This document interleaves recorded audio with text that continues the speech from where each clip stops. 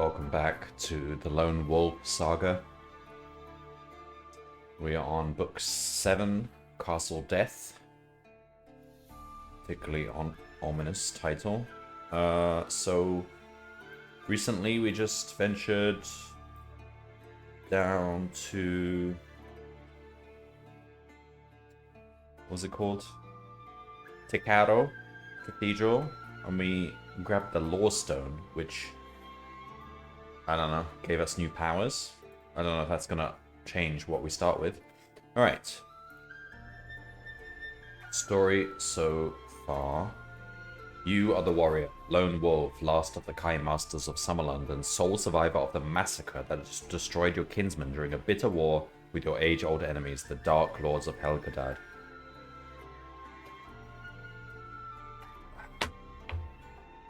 Many centuries have passed since Sun Eagle, the first of your kind, established the Order of the Kai. Aided by the magicians of Desi, he completed a perilous quest to find 7 crystals of power known as the Law Stones of Nixator. With the 7 of them, with their discovery, he unlocked the wisdom and strength that lay within both the Law Stones and himself. He recorded the nature of his discoveries and his experiences in a great tome called the Book of the Magna Kai. You have discovered this lost Kai treasure and have given a solemn pledge to restore the Kai to their former glory, ensuring the security of your land in the years to come. However, your diligent study of this ancient book has enabled you to master only 3 of the 10 Magna Kai disciplines. To fulfill your pledge, you must complete the quest first undertaken by Sun Eagle over 1,000 years ago. By doing so successfully, you too will acquire the power and wisdom of the Magna Kai that is held within the Law Stone's crystal forms.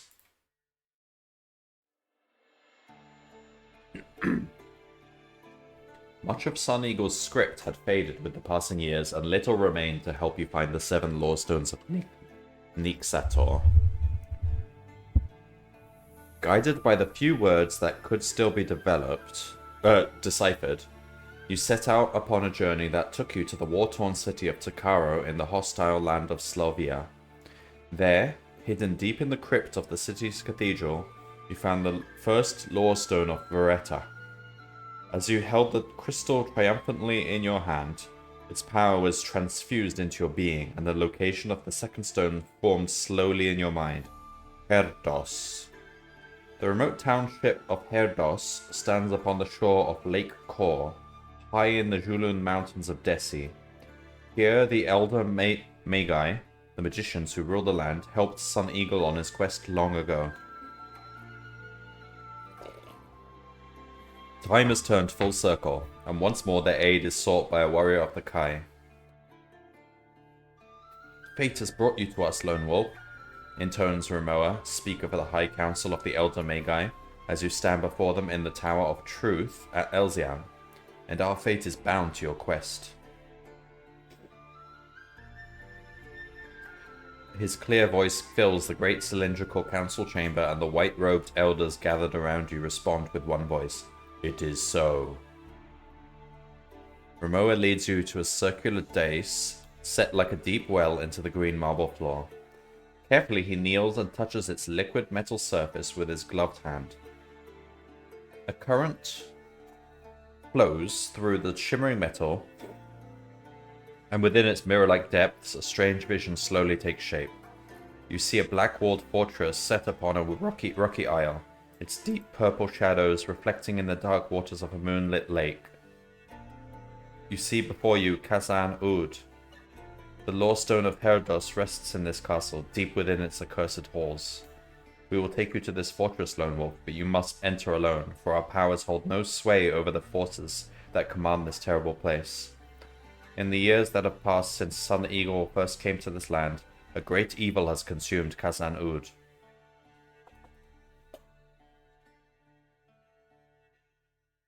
We lack the means to destroy this evil, but we have labored to contain it, to prevent it from spreading beyond the Isle of Kor. Some of the bravest warriors of Magnamund have tried at our behest to defeat the power of Kazan Ud, yet all have perished. But fate now brings us a Kai Master, and our hearts rejoice, for the success of your quest will defeat the bane of Kazan Ud and deliver us from all of its evil shadow. A ripple of hopeful whispers arises from the circle of elders when they hear you state that you will go to Khazan-Ud. As they accompany you from the council chamber to equip you for the dangerous mission that lies ahead, you ask the meaning of the words Khazan-Ud. An uneasy silence descends on the dignified company, and all eyes turn to Rimoa.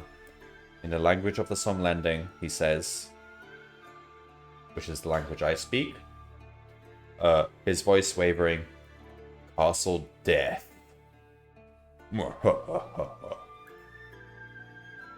Alright. So, cool. Okay, so we've already got... We get to choose one more skill. Oh, and one more weapon mastery. Warhammer bow, sword. What are we actually holding? Sword and a bow.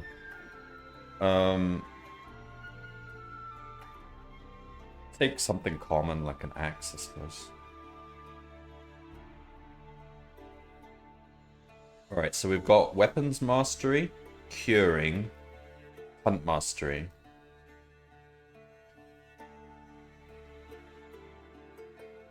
And if we want to complete these lore circles... Oh, oops. We've got that lore circle. It would be good to get one of these other ones. Circle of Solaris. For that, we should focus on... See, we're never going to get the Circle of the Spirit.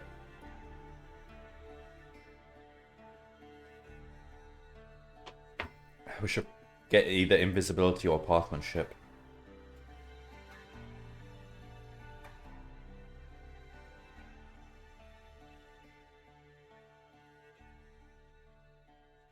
Invisibility is really good. Well, camouflage was really good. Invisibility is an upgraded version of camouflage.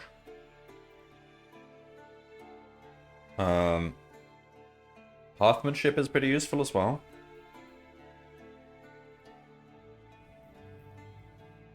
Let's have a look.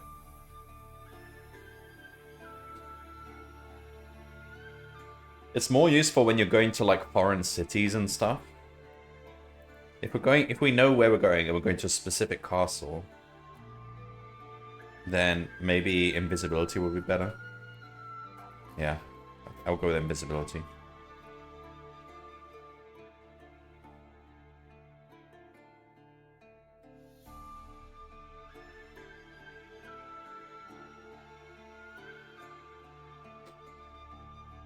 So they give you a map.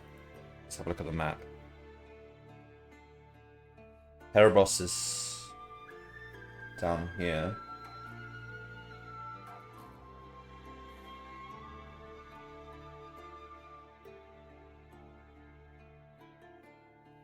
The Magiocracy of Desi.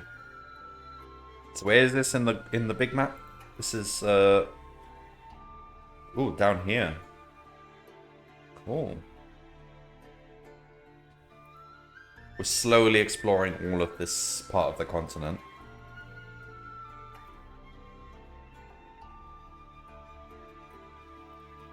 Alright.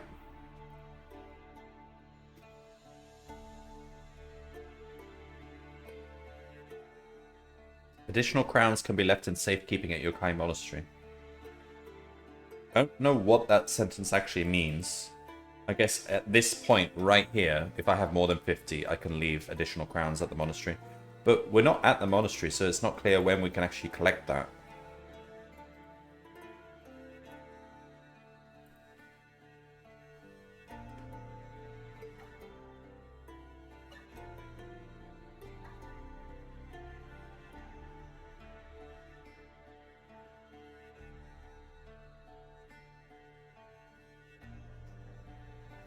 Alright.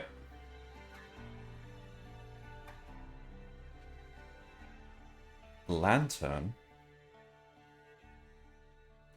Fire seed. Alright, so let's see. We can take up to 5. All meals and fire seeds count as one object. Wait, so I can take those as one.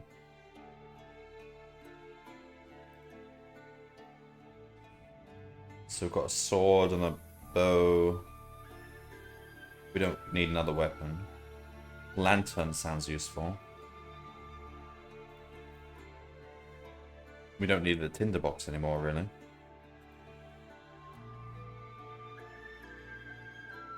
More arrows.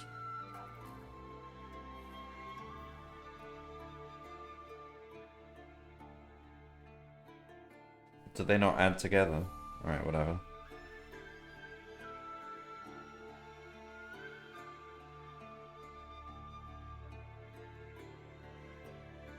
Take the potion. We've already got a rope. We don't need a map of Takara.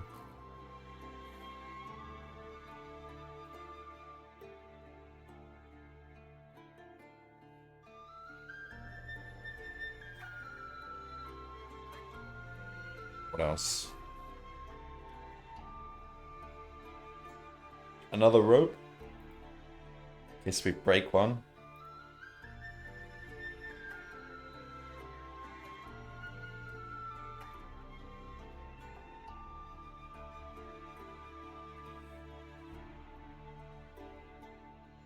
Objects in the Kai Monastery.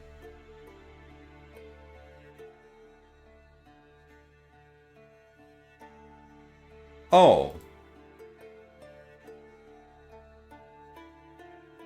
Since when can we do this? Alright. Should we store things in the Kai Monastery? It would be useful to store some extra arrows, I suppose. We could store...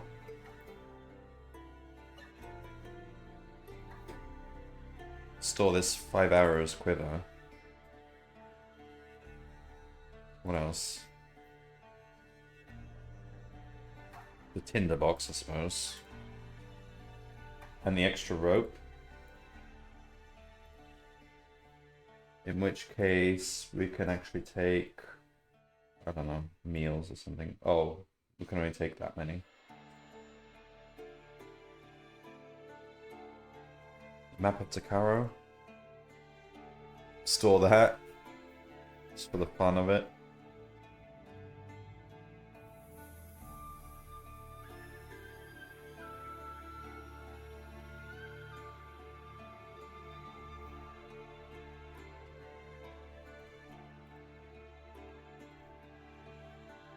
So these are, in case I survive, we can take those next time, but we've already got a few things.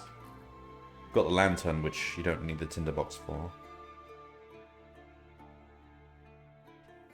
But if we die, it all gets lost anyway, doesn't it? Oh, I don't know. Does the stuff in the monastery get lost? Probably.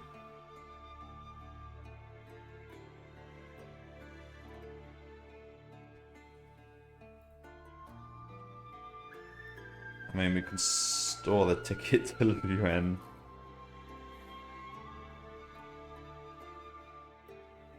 And the map of Areta, I suppose.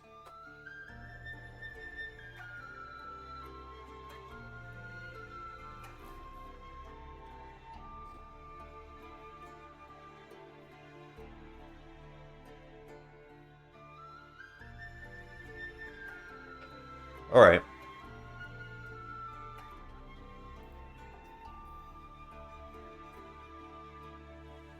Okay, let's carry on.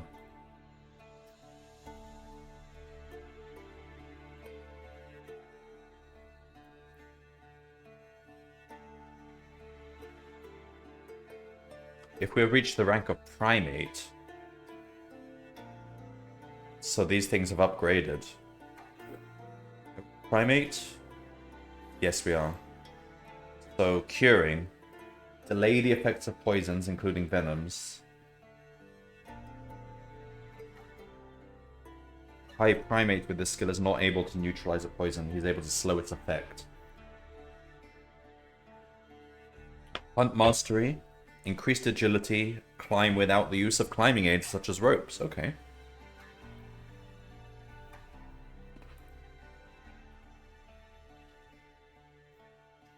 Oh my god, a lot of reading. Alright.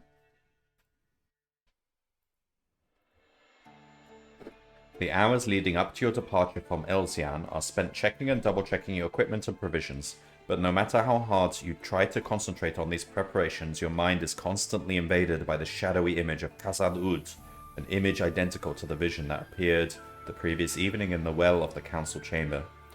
You are filled with a deep dread. Hello, DJ. I think on the run that you left on, I think I completed it. It turns out, like, if you get all the way to where the Lore Stone is and then you fight that horrible monster, I was just one decision away from actually just ending the game. You literally just choose to go for the Lore Stone instead of striking the monster, and that's the final page. But at least this time we've got highest combat skill, highest base combat skill.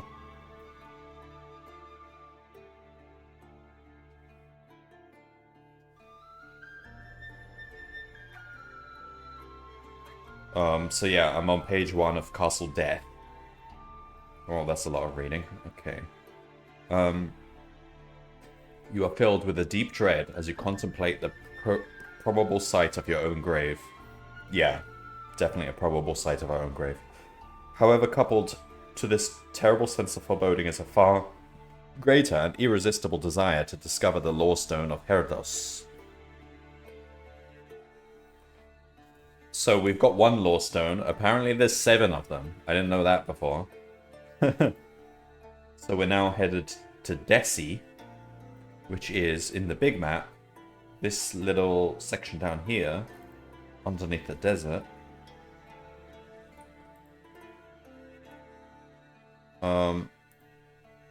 To find the second Lore Stone at a castle which we've had a vision for, which is known as Castle Death.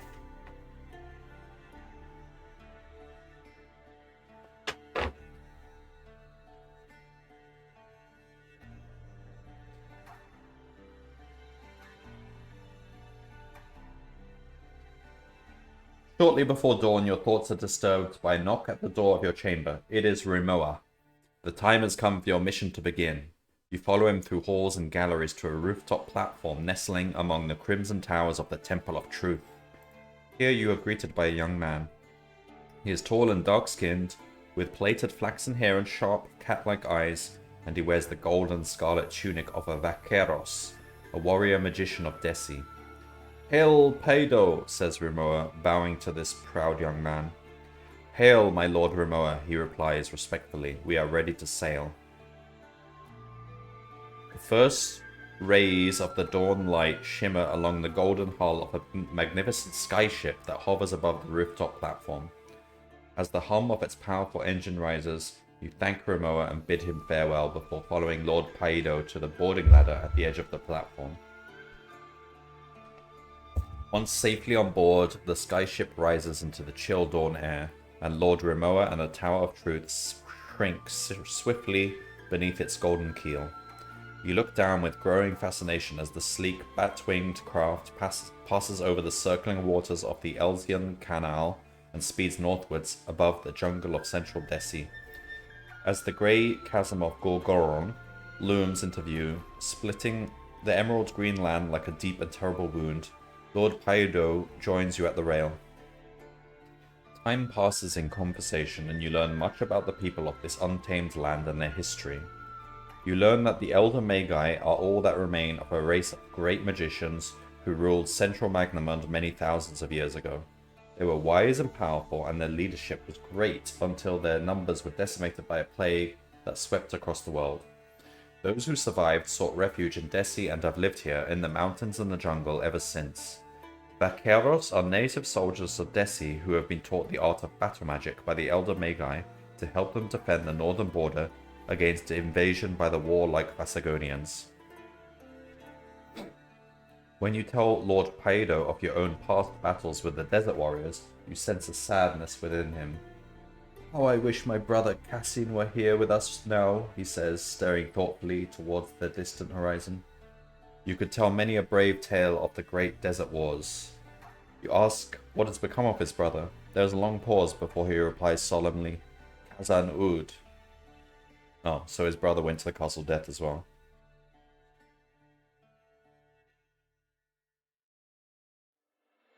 The land of Desi is now spread out beneath you like a gigantic map. To the northwest, you can see the foothills of the Carcos Range and a faint ribbon-like glimmer that is the River Doi. To the east, a bank of grey storm clouds advances, unchecked across a sea of jungle vegetation. Shortly before noon, you sight your destination.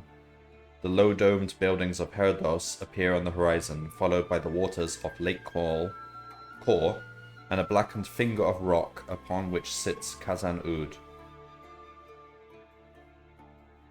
Even at this great distance, the awesome sight of the terrible fortress sends a chill along your spine. Lord Paido orders his crew to prepare for landing, and within the hour the great skyship is casting its shadow upon the flagstones of the Plaza of Herdos. You are welcomed by Lord Ardan, Elder of Herdos, and a detachment of his Vaqueros guards. They escort you through the streets of the ancient town, past the tiny stone-walled dwellings of fishermen and miners, to a quay where a glass-domed tower, several stories high, commands access to the busy harbour. As you enter the tower, you notice that the glass dome radiates a greenish light that, in spite of the blinding glare of the midday sun, can be seen quite clearly. Later, as the sun sinks slowly behind the peaks of the mountains, the light emanating from the tower becomes more visible, covering Lake Kor with an umbrella of ghostly luminescence. Lord Ardan explains, "This tower, together with 5 others that encircle the lake, generates a shield of magical energy that imprisons the evil of Khazan Ud.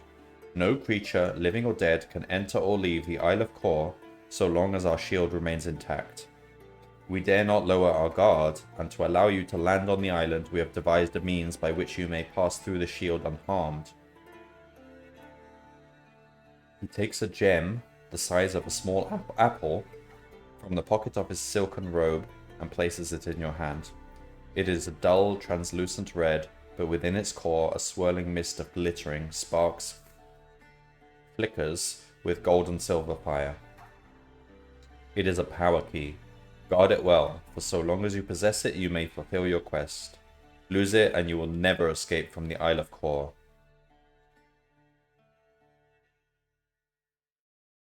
At midnight, my vaqueros will take you by boat to the edge of the shield. On board is a small coracle in which you can pass through the shield and make your way to the Isle of Kor. We shall pray for you, Lone Wolf. Midnight finds you standing on the deck of a square-rigged fishing boat. The sighing night wind and the creak of rope and timber are the only sounds that accompany you across the black waters of Lake Kor. You arrive at a wall of shimmering green light, the power shield. The vaqueros whisper their goodbyes, and you paddle through the wall, drawing closer with every stroke to the sinister island fortress. 200 yards from the glistening black shoreline, you note 2 places where you can make a landing.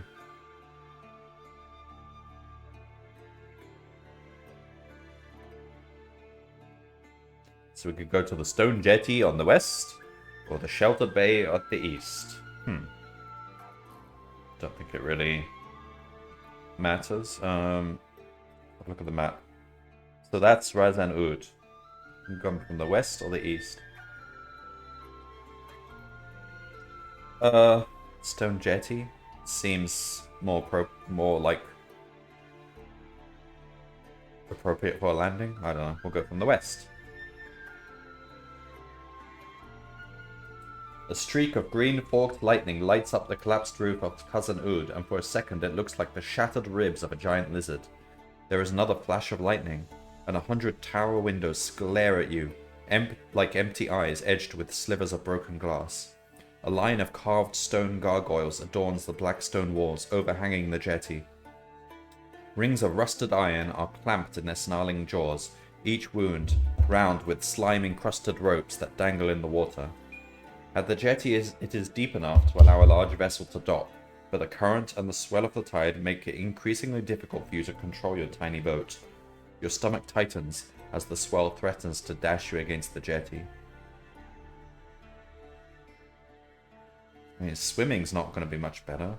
Should try and grab one of the ropes. With your trembling hands clasped tightly around the slippery green rope, you fight to lock your feet together to prevent yourself from sliding into the heaving swell. The crack of splintering wood fills the night as the coracle shatters and sinks without trace.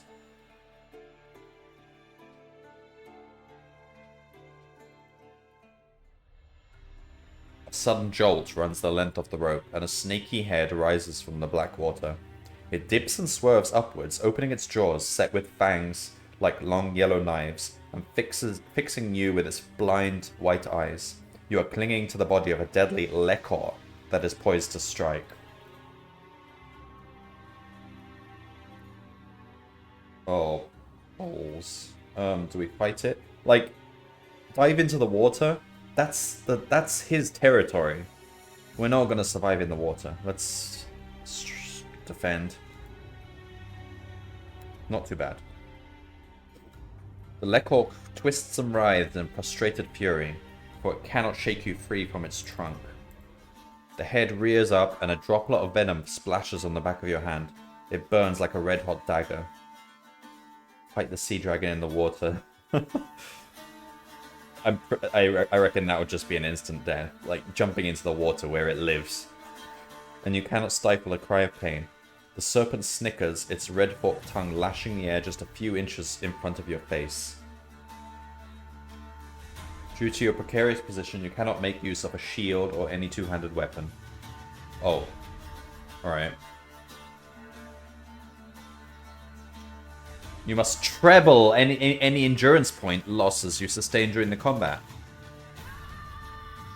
Treble?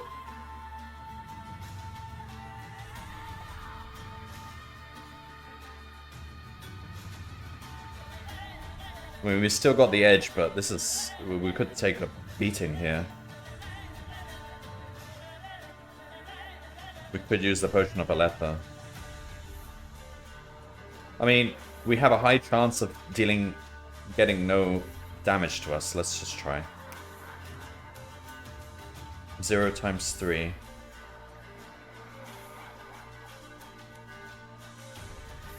Okay, we got lucky to begin with. Alright. Alright, we win. Your killing blow severs the Lekor's head, sending it spinning into the cold black waters below. A wave of shock ripples through its body, and suddenly you are falling, its limp torso still gripped between your feet. Seconds later, you hit the lake with a loud splash and sink like a stone. Gasping for air, you claw your way to the surface and swim for the rocky shore. Heaving yourself on the cold water, you crouch down, breathless and exhausted, beside a line of huge boulders, half buried in the coal-black sand, and take stock of your belongings. You have lost 2 items from your backpack.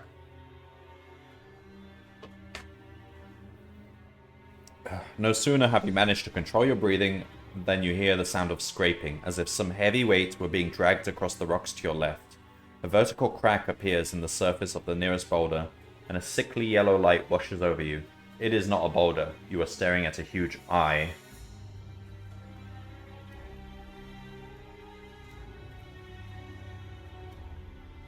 To throw away 2 items. Oh, damn.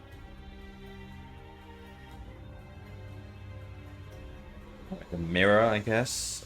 Like that was from last book. 1. And... suppose this potion.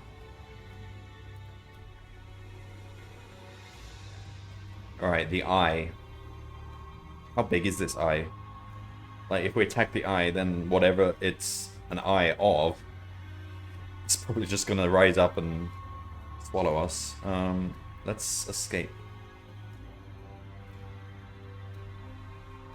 A terrible growling follows you across the bleak shore as you race towards the high rock wall that is the base of Khazad Ud. At first, the sand felt comfortably warm, but now your boots have become unbearably hot. A few yards ahead, a line of stepping stones rises out of the scorching black sand. The stones lead away towards a jagged fissure in the rock wall.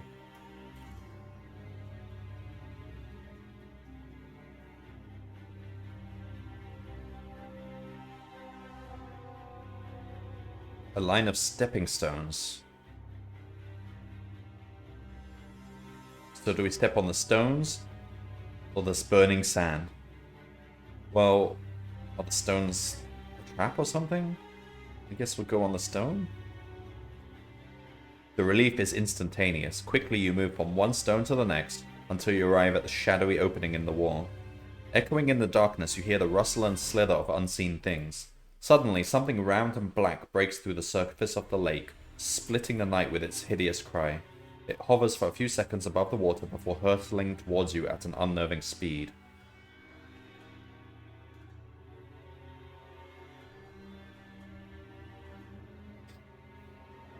We use the bow? Only the faint green light of the power shield illuminates your moving target. You notch an arrow and take careful aim as it speeds up the beach, weaving in and out of the boulders that litter its path.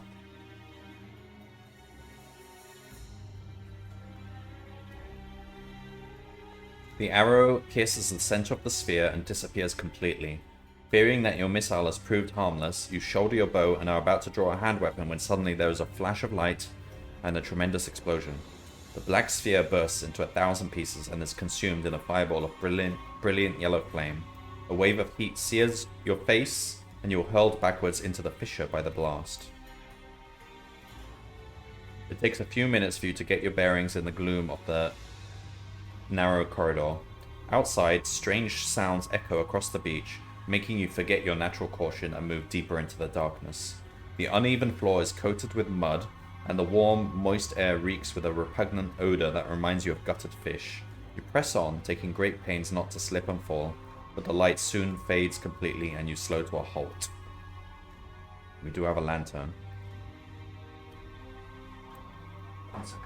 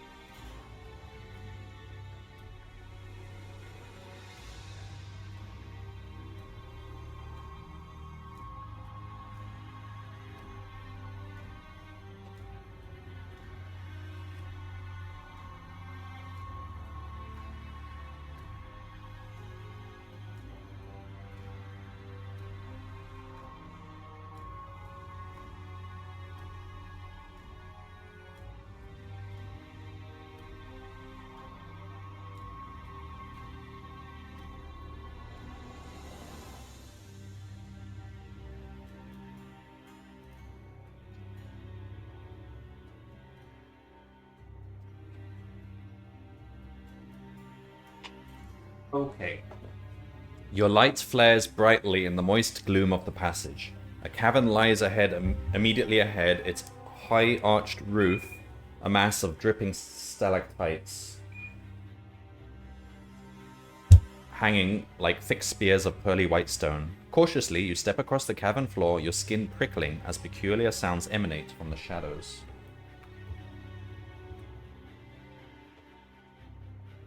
You wind your way through the labyrinth of tunnels, slipping on moss-covered rocks, grazing your head on low ceilings, and scrambling up and down steep ridges and rockfalls until you arrive at a smooth-walled chamber carved with precision from the hard black rock. A staircase ascends through an archway to your left, and directly ahead stands a massive stone door. Let's check out the door. At first glance, the door looks completely smooth. No locks, bars, rivets, or hinges mar its polished surface. However, closer examination reveals a tiny keyhole set near to the floor. We don't have the key. Your basic Kai skills tell you that the lock that secures the door is magical, not mechanical in nature. All attempts to discover its secret are blocked by the spell that shields the lock. Reluctantly, you abandon the door and leave the chamber by the stairs. The staircase seems to continue forever, coiling its way upwards through the solid rock. But eventually you arrive at a landing from which a tunnel stretches into darkness. You're about to enter when your basic Kai instincts alert you to a shallow step that crosses from one side of the tunnel to the other. A closer look reveals the step to be a perfect square of marble that covers the first 10 feet of the tunnel.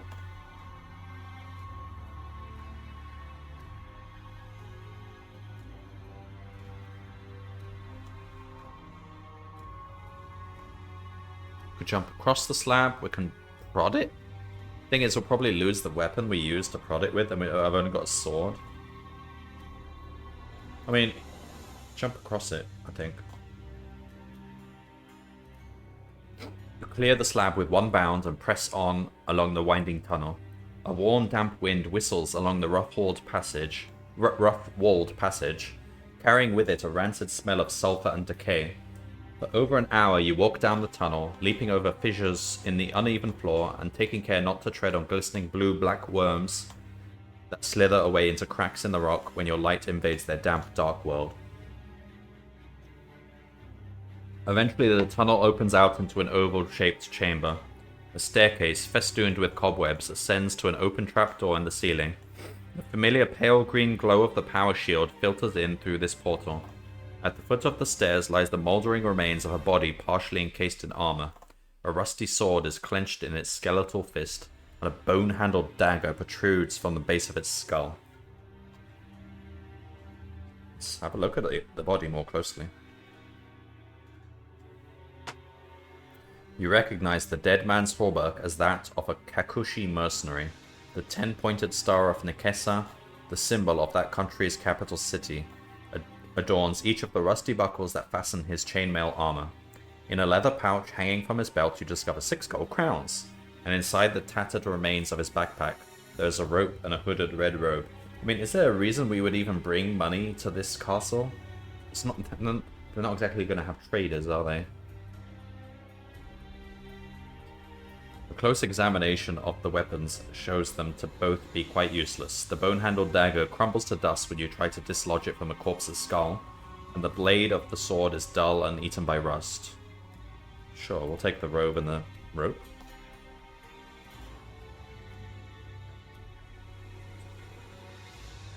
Climb the stairs and investigate the open trapdoor. Oh man, trapdoors.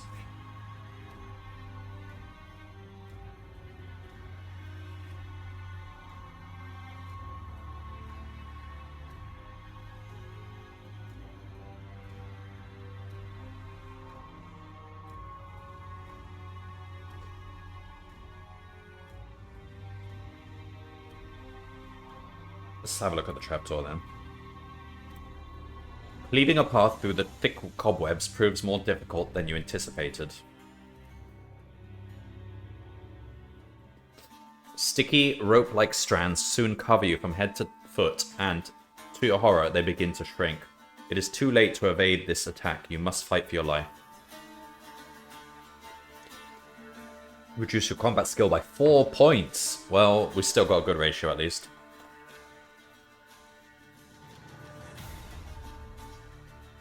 Alright. win. Cutting yourself free from the last of the deadly strands, you race headlong up the stairs and out through the open portal.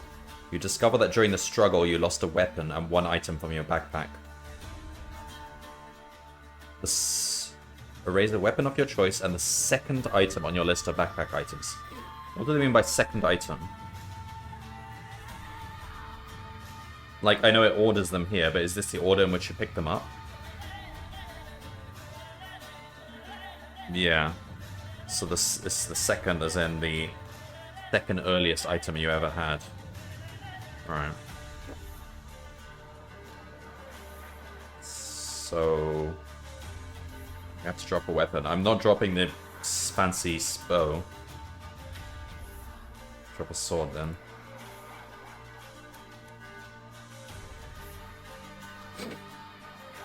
You find yourself standing in the ruins of a small storehouse. Through the shattered pane of glass of the solitary arched window, you can see the eerie outline of broken battlements and a fire-blackened tower. You are staring at the remains of Khazan-Ud.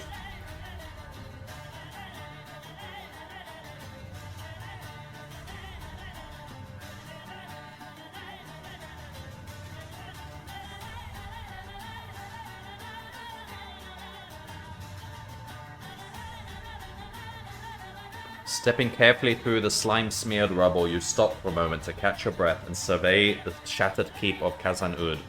It is a desolate sight. Only stone buildings remain intact and everything is covered with creepers and mildew. A great fire must have ravaged the inner fortress to have resulted in such total devastation. In the center of the keep stands the Great Hall. Still an imposing stronghold and made all the more frightening by the constant flash of green lightning. Beyond its burnt and fungus-covered wooden door, twisted tree forms with sharp barbed thorns sprawl across the cracked flagstones like coils of steel wire. You're about to enter when a movement in the air around your head arrests you. The shape is taking form in the doorway, a shadowy figure with flaming red eyes. An icy chill grips your heart as it sweeps past you with a swirling rush of wind. You spin around to see it hovering in the sky, its shadowy hand now gripping a great spiked ball and chain. It shrieks an unearthly cry and the ball whistles down towards your unprotected face.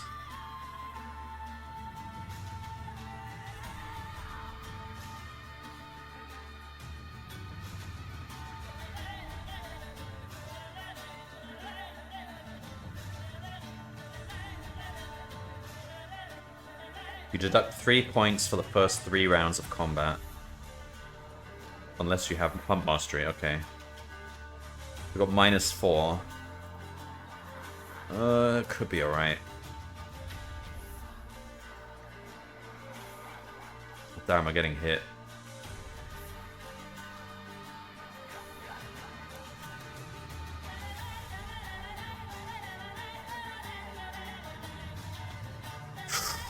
Okay.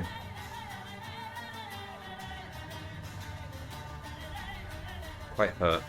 The shadow flares red before dissolving into a dense grey mist. We were fighting with our fists there. That is carried away swiftly on the stormy air. A sudden chill makes you shiver.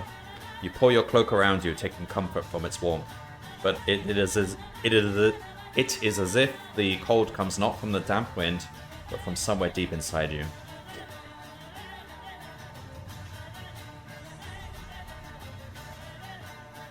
Stealthily, you cross the cracked, flagstoned floor of the Great Hall, your muscles and nerves tensed for the sounds of danger. Constant sound of dripping water and the howl of the storm add to the utter desolation of the chamber. A thorny jungle of briars climbs the walls with greedy claws, coiling around the rotten frames of paintings and weaving through damp and mouldering tapestries. Suspended above the fireplace is a great Anarian broadsword, its pitted steel blade pointing to one side. Your eyes travel along the blade to the shadows of the fireplace, and you notice something lying in the grate. Moving nearer, you see that it is the body of a dead man. Welcome in, Wugger. Yeah, I completed the last book yesterday. It took a lot of tries. It was a tough one.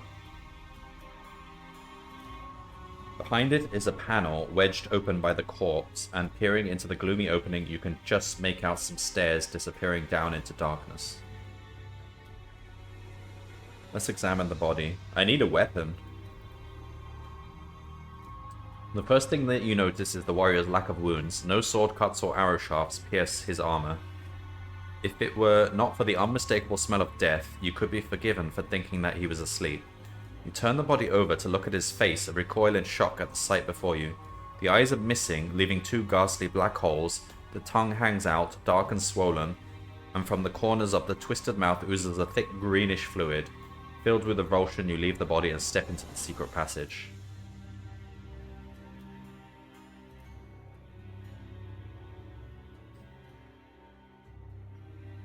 Descending the narrow staircase, you arrive at a tunnel-like corridor sandwiched between two walls of mouldering masonry.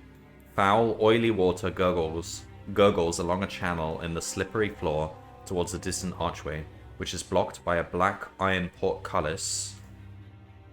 Bolted to the crisscrossed bars is a plaque which bears a curious design.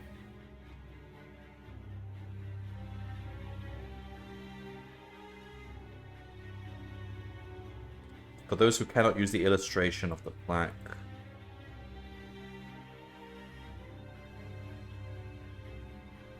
Alright, well, they're just describing what this image shows. They're being very specific, so I guess this image is actually quite important. On the wall to your left is a large rusty dial with a brass pointer. Set around it, like the numerals of a clock, are the numbers 1 to 40, and below the dial is a lever. Your basic Kai instincts tell you that by selecting the correct number or numbers and pulling the lever, you will open the portcullis.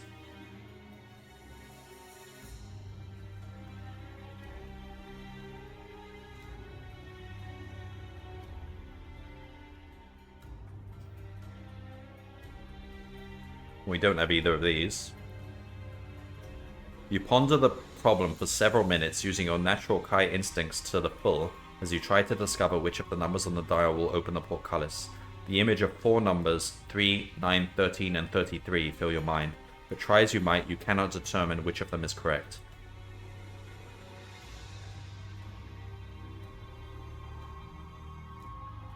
We don't still have the image. I mean, it might just be like the number of points around the image or the number of corners. It's probably going to be something high like 33. Let's try 33 then. At first there is silence. Then a faint squeak grows to a shuddering rumble as the cogs of a hidden counterweight grind into action.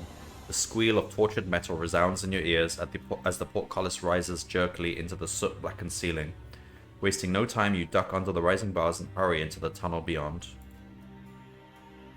You've taken only a few steps when you hear a faint whispering sound. You watch, horrified, as the hard stone floor beneath your feet disappears into a yawning black hole. Helpless, you tumble into the void, knocking yourself unconscious on a jagged outcrop of rock as you plummet into unknown depths. Uh-oh.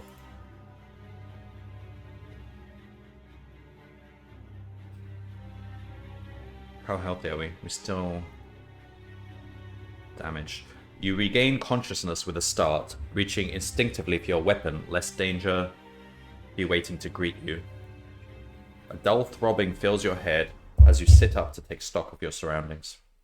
You find yourself on the top of a mound of rotting vegetation stacked high in the corner of a shadowy chamber. A harsh reptilian odor fills your nostrils, the unmistakable smell of snakes. As your vision clears,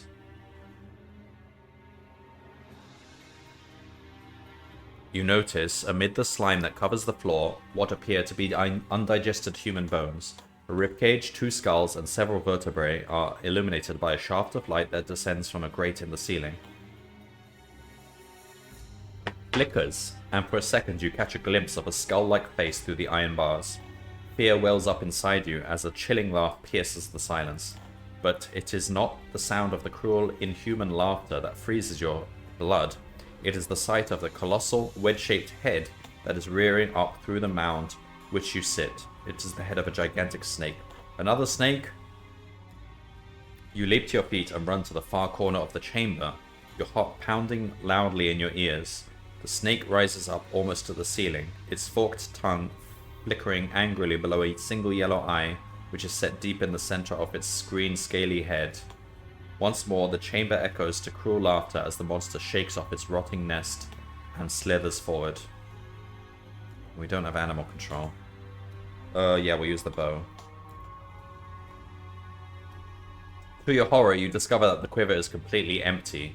Your arrows have fallen out and lie buried in a nest of vegetation upon which you awoke. Damn it. Oh boy. Oh my god, it's got endurance 60. Oh man. The snake reveals its fangs. Like great curved broadswords glistening with venom. The problem is we don't have a weapon. So we get a -4 penalty. And if we had a sword, which is our trained weapon, it would be a +3. So we'd go from -4 to +3. That's a +7. Basically. So we're losing out on that. You grip your weapon, bracing your back against the wet stone wall, and waiting for the right moment to strike. As the monstrous head sways awkwardly from side to side, you catch sight of a small tunnel cut out of the far wall, which was previously hidden from view by the snake and its nest. Your spirits are raised by the possibility of escaping from this nightmare, but first you must fight this hideous creature.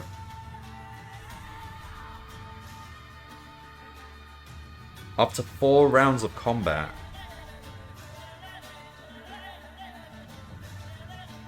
We just have to survive for 4 rounds. We've got 15 health. Alright, let's use the...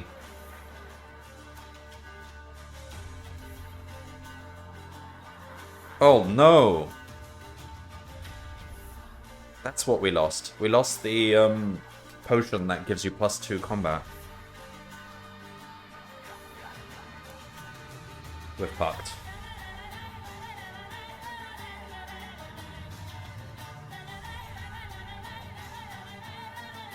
Alright, we just have to survive 4 rounds. 1. No! I've got 5 health left. Yes? I'm dead. Quick, drink the graveweed. Yeah, go out on my terms.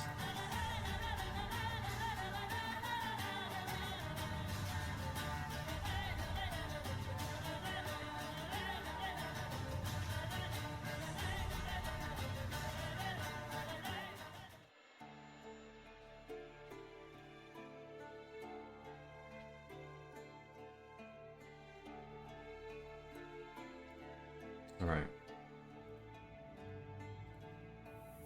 That was quite a combat-heavy run, although there might have been ways to avoid them.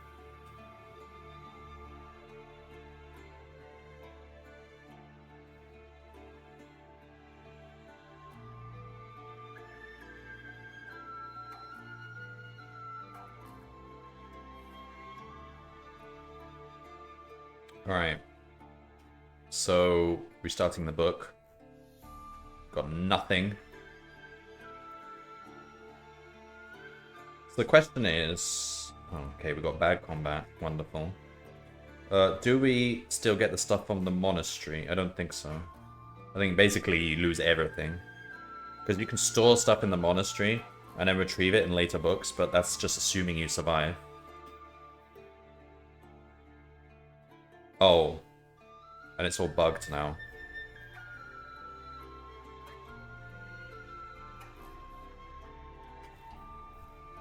I'm gonna have to restart the book, like, fully. Just load the book from memory completely. Because for some reason when you die and restart, you can't choose these... It gets confused. Alright, well, let me just see what the next page says. I want to see what this deal with the monastery is. So just choose 4 random things. There's nothing in the monastery. Okay, so you lose everything. Alright, let's just start the book fully. Castle Death.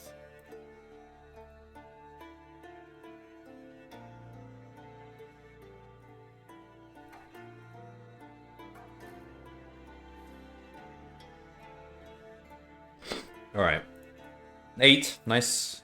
7. Alright, so good combat skill. So we should volunteer your coding skills. I mean, yeah, I think it might be open source. I could actually look into that and fix it. I mean, it'll take me so long to get through the whole series. It could get fixed in time for it to actually matter. I mean, the workaround is not that bad though. Literally just start the book from the main menu. I mean, I found a couple of other bugs, but it's hard to reproduce them or explain what caused them. There was one occasion where it thought that I was at a certain rank, which I wasn't. I don't know. Oh, another occasion, my gold count became not a number. The only evidence I have of that is a video, so I'd have to check the video to figure out what happened. Alright, so choose weapon mastery, bow, sword, maybe broadsword, because we found a broadsword lying around. Well, they offer you a mace at the start. I'll take mace. So we can pick 3. So definitely choose curing. Animal control seems useful against some of those creatures.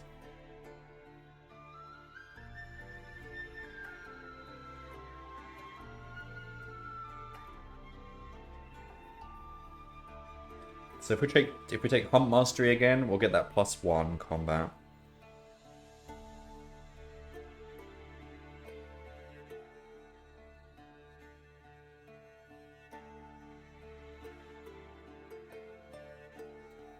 And you avoid extra combat skill loss. Yeah, we'll just go for the usual combination. Weapon skill, Hunt Mastery, and curing.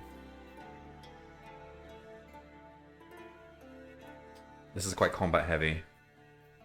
And if we lose our weapon, we still need high combat, because otherwise we get the -4. Money. Well, I don't think we'll even really need money in this book. Take up to 5. Fire Seeds seems interesting. Take sword and bow and quiver. We'll probably lose it all. So we've taken 4 items.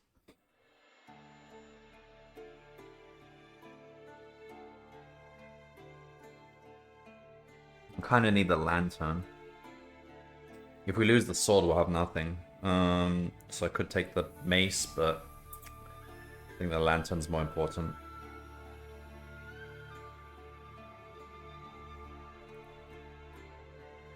Can't take any more.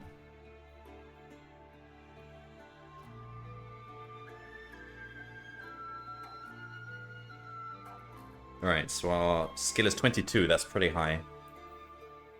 Try not to lose the sword. Alright.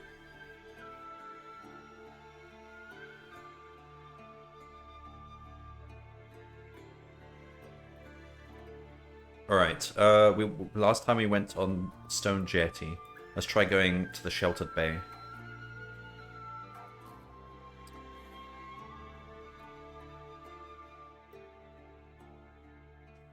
Alright. Vivid green flashes of forked lightning and the rumble of distant thunder add menace to the towers and sheer stone walls of Khazan-Ud. Many of the roofs and turrets are in ruin, their twisted beams and floors lie open to the sky, giving the fortress a burnt-out and deserted appearance.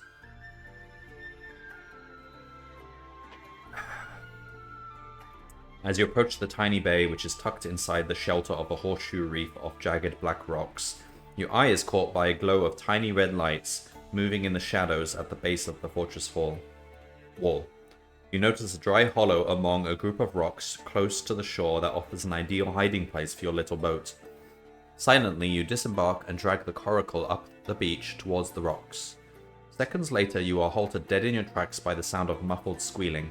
Sweat breaks out on your brow when a flash of lightning reveals scores of small red eyes close to the sand. A seething flood of rats, each as large as a puppy, but gaunt and half-starved, is scurrying toward down the beach towards you like a torrent of black water. With pounding heart, you search for some means of escape from this ravenous horde of squealing, snapping rodents. I don't think we can stand and fight. I think this is like a river of rats that we don't stand a chance.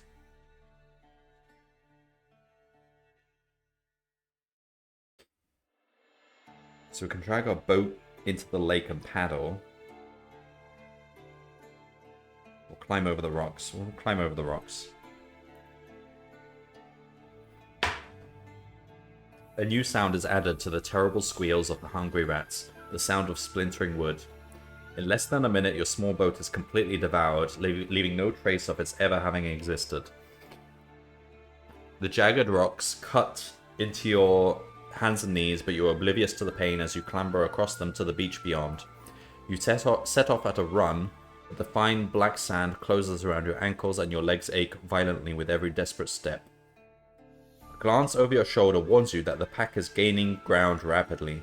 They will be on you before you reach the rocky base of Khazan Ud.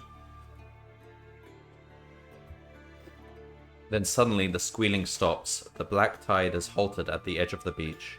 Their white teeth snap on empty air, and hungry eyes watch your every movement. But every single one of them is rooted to the rocks. As you turn to make your escape, you wonder why the rats no longer pursue you. Uh-oh. This is... Oh, it's the snake, isn't it? Less than 10 feet ahead lies the horrific answer to your question. Rats are scared of snakes. Oh, it's a toad! -7? A great toad-like face stares unblinkingly into your eyes as it emerges from the shadows to bask in the green light that illuminates the beach. Its body, pale and bloated like a huge fat worm, slithers into view, and you shudder at the sight of the open sores that disfigure its skin. A ghastly noise echoes from deep within its open mouth as it rears up to attack you with a razor-sharp tongue. Really? -7? It just has a really high ratio.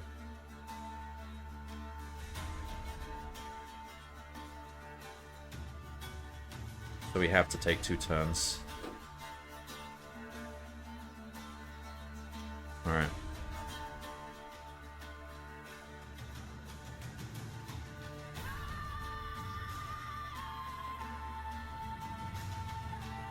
What are we on? 22 health? We might actually win this.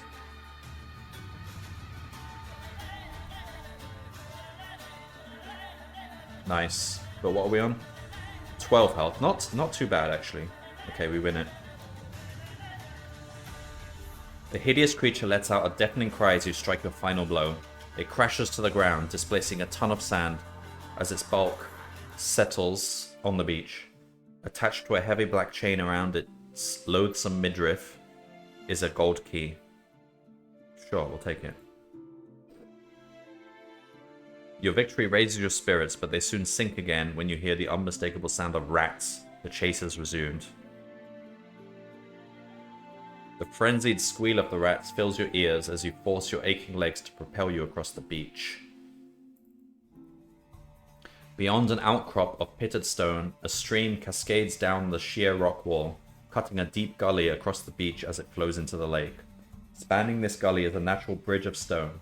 Its center is very thin and narrow, and as you near the bridge, you fear it is too thin to support your weight.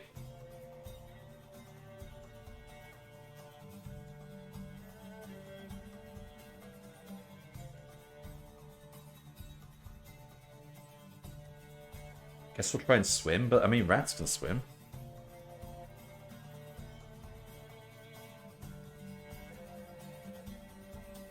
The swift undercurrent of the stream is so powerful that you are swept along the gully and far out into the lake.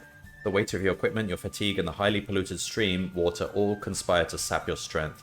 You cannot keep your head above water and lose 5 endurance points due to lack of oxygen.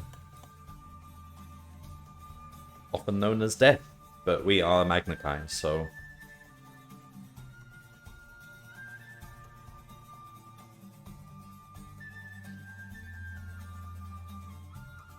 Alright, so we're at this page, so we lose 2 backpack items. We've only got 1. We have to give up the lantern.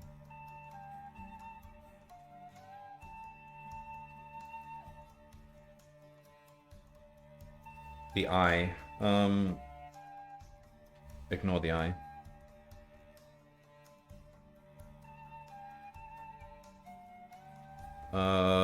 So we'll step on the stones. And then what? Then we get to something flying towards us. So we can fire our bow at it. Boom, it explodes. We don't have a light source now. We just lost it.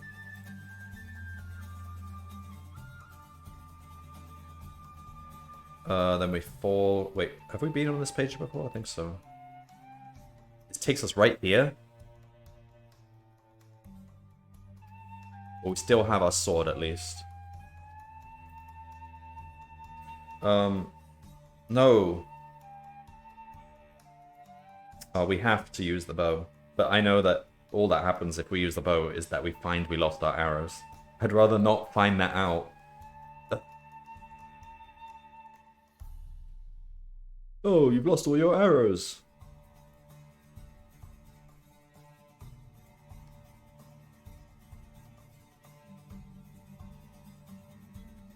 Alright, and then we fight this thing. I mean, this 0 is okay.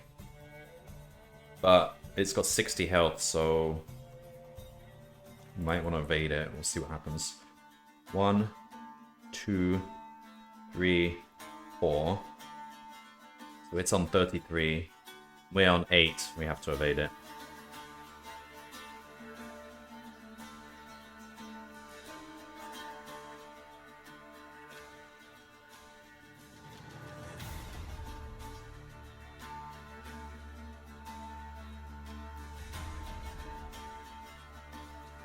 Alright. To your dismay, you discover that the tunnel is no more than a shallow cave that shelters a clutch of eggs.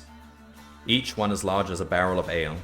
They lie upon a bed of packs and torn clothing, all that remains of the previous adventurers who fell foul of this giant snake. An angry snickering and a stabbing forked tongue force you to the back of the tunnel, warning you that a similar fate might lie in store for you. Examine the eggs. I mean, that's not going to bring us closer to the snake, is it? The eggs are warm, and you can feel tiny movements through the leathery shells. Carefully, you roll them aside and sift through the debris of the nest. You discover several items of interest. Oh my god. Was this good? The sound of a bolt and the creak of a dry hinge echoes from the chamber behind you, causing your pulse to race anew. Pick a number from the random number table. 0. Alright. Should we take...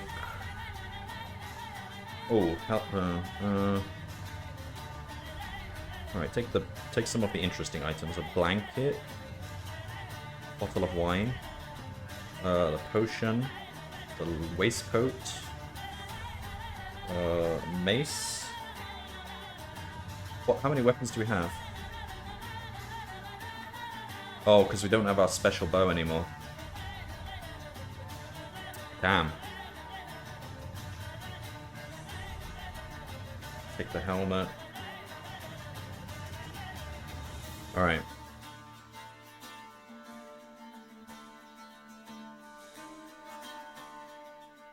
You crouch in total silence, every nerve and muscle tensed in readiness for combat. A new sound reaches your ears. It does not come from the chamber, but from the tunnel in which you are hiding. It is the sound of a cracking shell. You turn to see a mass of slimy, twisting serpents, each as long and as thick as your arm, hatching from one of the eggs. Instinctively, they slither towards you, attracted by your body heat and driven on by insatiable desire for food. Really? They're newborns?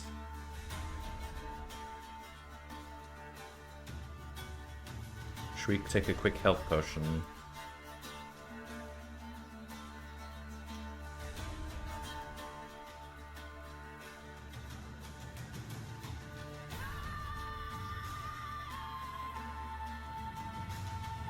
Okay.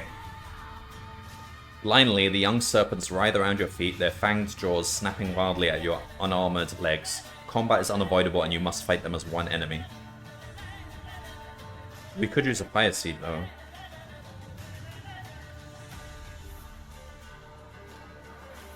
We got 3 of the fire seeds. So even though we've got a high ratio, try and avoid the health loss. And it might spark an event of some sort. Alright, use the fire seed. You grab the fire seed from your pocket and hurl it to the ground. It explodes on impact with a blinding flash. Hissing and spitting, the serpent broods slither away into the shadows, eager to escape the stinging pain of the flames. More noises echo from the chamber. This time it is the chinking of armor and weapons.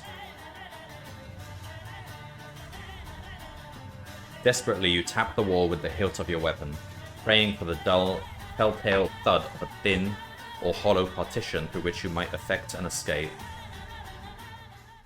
The walls yield no such sound, but in the roof you discover an old trapdoor hatch, sealed off with bricks and mortar. The faint glimmer of light seeping through a hairline crack fills you with a renewed hope. With a flurry of blows, the mortar crumbles and the bricks split and fall.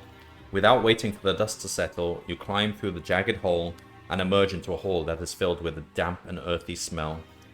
2 rows of great stone pillars support the roof, and a huge granite sarcophagus stands in the center of the floor. From within a black tunnel to your right, you hear the clanking of armor and the sound of approaching footsteps.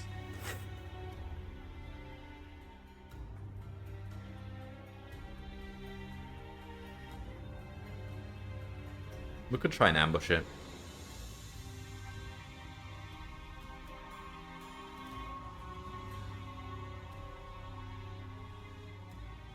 -6? Uh-oh.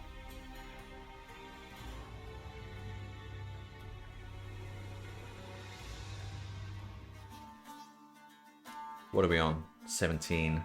Uh-oh. Uh-oh.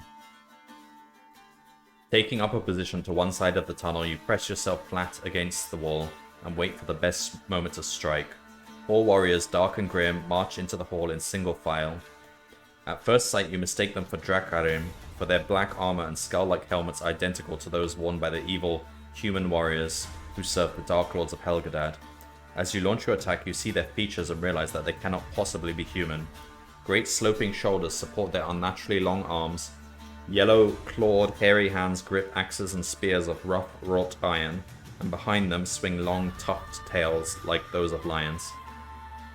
Your first blow shears through the black backplate of the last warrior in the line, causing him to howl like a demon and collapse in a crumpled heap at your feet. The others spin to face you, their reactions battle swift, their weapons raised to counter your threat. The leader throws open his visor to reveal a boar-like snout and tusks. He bellows a fearsome growl and stabs at you with his spear. The others echo his cry and close around you. You cannot evade combat and must fight all 3 as one enemy. It's possible, but the odds are against us. Ooh, a nice opening.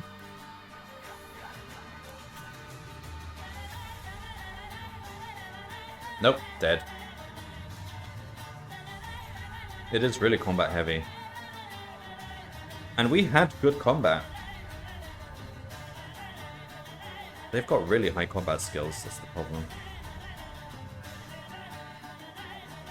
Like, we should maybe, even with high combat, be trying to avoid them.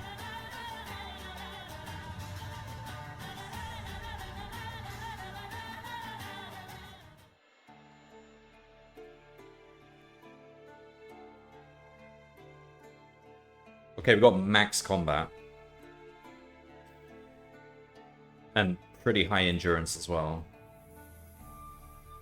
Alright, so yeah, go take the combat, take the...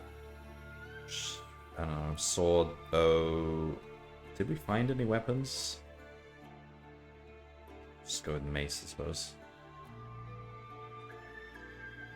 Alright, DJ, see you next time. Take curing. Like, you gotta take curing. Like, some of those snakes are venomous. Tempted to try something different. Hunt Mastery will get us that +1. Like, we could beat that that enemy. We just need to have more health when we get there. Scythe Surge will give us a +2. Hump Mastery will give us a +1 with the combo. I don't know. Just take Hump Mastery again. I think we can fight these fights.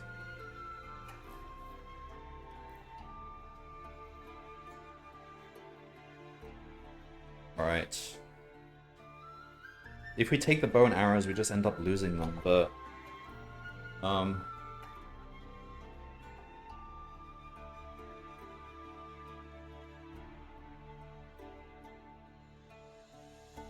we do need them to fight the flying thing. Right, Fire Seed is useful. 1. Lantern's pretty important. Oh, we're gonna lose it though.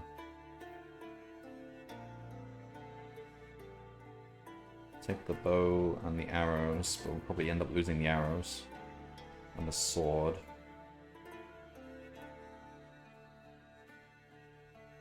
And the lantern.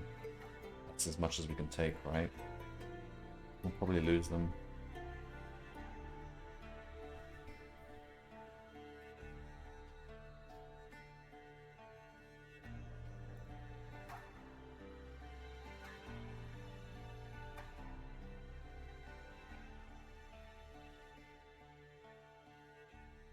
Alright, do we want to fight the... get chased by the... fight the toad or fight the sea snake? Both sort of lead to the same place.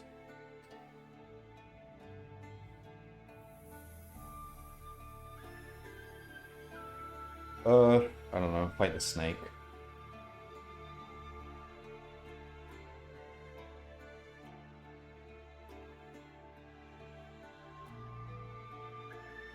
Alright, so this one's an easy fight. Oh damn, but we get hit a lot because of the, bloody hell. Okay, we got hit a lot. Because the venom, it triples the damage to us. Drop 2 backpack items, damn it. So yeah, we just lose the lantern every time. I think the toad part, there's probably a chance we get to keep them.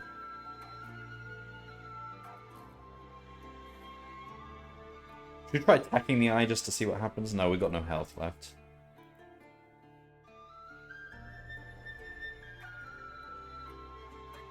Alright, we've got a bow. Yeah, let's use it then. Oh, we miss. How much health we got? 12?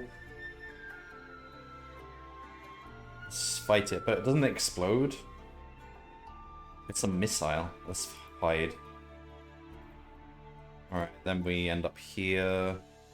We have to use the bow to find we've lost our arrows.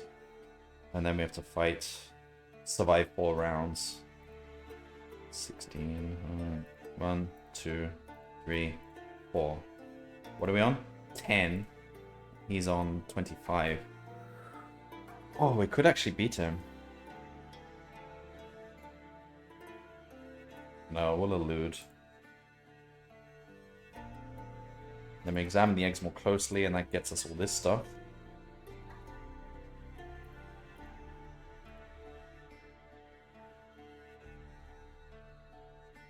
Which is pretty good.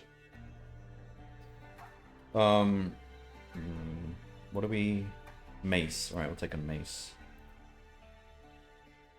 Oh no, we can't. Alright, pick a random number. Alright, now we're in this room. Okay, we don't want to ambush because they're too tough and we don't have health.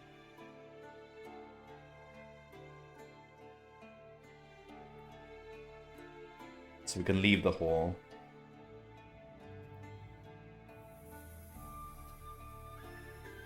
Oh, if you defeat the toad, you get the gold key. Should go for the toad next time.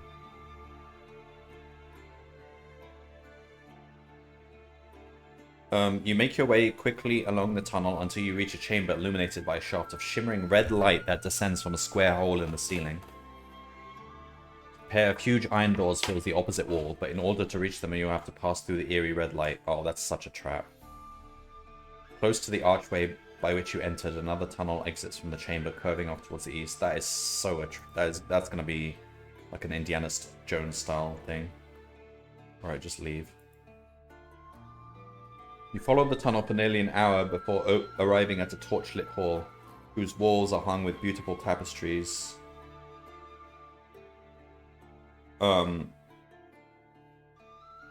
Undamaged by the damp that pervades the upper levels of the grim fortress. It looks as if the hall is a dead end, and you're about to turn back when you notice a small door tucked away in one corner of the opulent chamber. Let's have a look at the tapestries. The designs are woven from pure gold and silver, studded with gems and semi-precious stones. You marvel at the craftsmanship and beauty of these tapestries. They must be worth many thousands of crowns. One gem in particular catches your eye, a large diamond. Sure. A large corridor greets you beyond the door. You enter and feel your way along the wall, guided only by a tiny light in the distance. The sudden screech of metal sends a chill down your spine, and to your horror you see a wall of black iron falling in front of the door. In a matter of seconds, the exit is sealed off completely. A loud hissing fills your ears, and a strangely bitter smell assails your nostrils. By the time you realize the air is being flooded with a powerful sleep gas pumped in through tiny vents near the door, you're already succumbing to its irresistible power.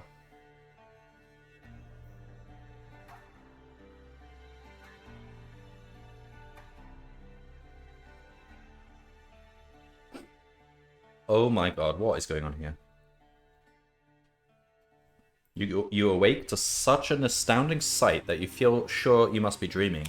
Before you lies a titanic circular hall of glittering marble, rising tier on tier like a gigantic amphitheater. A vast pit fills the center, from which arises a pinnacle of black iron, which is lit by sheets of flame that roar up from the depths below. Scores of seated creatures crowd the tiers, every one of them staring at you, their eyes like pinpoints of fire gleaming coldly from the shadows of their hooded robes. You hear the rustle of their mocking laughter, and your skin prickles with eerie premonition. A great gong booms in the distance, and a doleful chant arises from the crowded tiers. An urge to run from this evil place grips you like a fever, but your wrists are manacled securely to a bronze ring fixed to the wall above your head. "Let the trial commence," commands a mighty voice, filling the hall with clamoring echoes. As one, the robed spectators rise from their seats as a shaft of light pours down upon the pinnacle, illuminating the outline of a man, white-haired and gaunt, seated on a massive throne of solid, gleaming gold. Suspended in the air above his head are two crystals, one as clear as a polished diamond, the other as black as the grave. A crackling arc of energy travels between the two, and its flickering blue light sheds a ghostly shadow on the face of the seated lord. "Intruder," he says, his voice soft yet chilling. "You have come to Khazan-Ud with murder in your heart. Have not the cowards of Elzian promised to reward you for my destruction?" A drone of dissent surges from the crowded tiers, drowning any answer that you offer in your defense. The Lord rises slowly from the throne and turns to his baying minions, his hand outstretched as if to receive the adulation. As their ghastly drone grows louder, your eye is drawn to the clear crystal that hovers above the throne. A golden light now glows at its core. In a flash of understanding, you recognize the object of your quest. Here is the Lawstone of Herdos. "Your verdict, my children?" cries the wild-eyed man, his voice now harsh and angry. "Guilty, Lord Zada," the crowd howls in reply. "The sentence?" retorts their master. "The maze!" they scream. "The maze!" There's no way anyone would still have the summer sword by now. That's from book 2. You'd have to survive like 5 books. Alright, we don't have the summer sword. The crowd howls its approval as a rickety, hunchbacked creature swathed in a hooded robe approaches the platform on which you stand manacled to the wall. Deftly he strips you of all your weapons and passes them to an ugly-faced dwarf hovering close by his side. "Take him to the maze," commands the white-haired lord. His cruel, mocking laughter echoes in your ears as you are dragged from the hall in chains. You lose all weapons and weapon-like special items. Alright. But we still keep all the other stuff. And the quiver. Fire Seed might be useful then.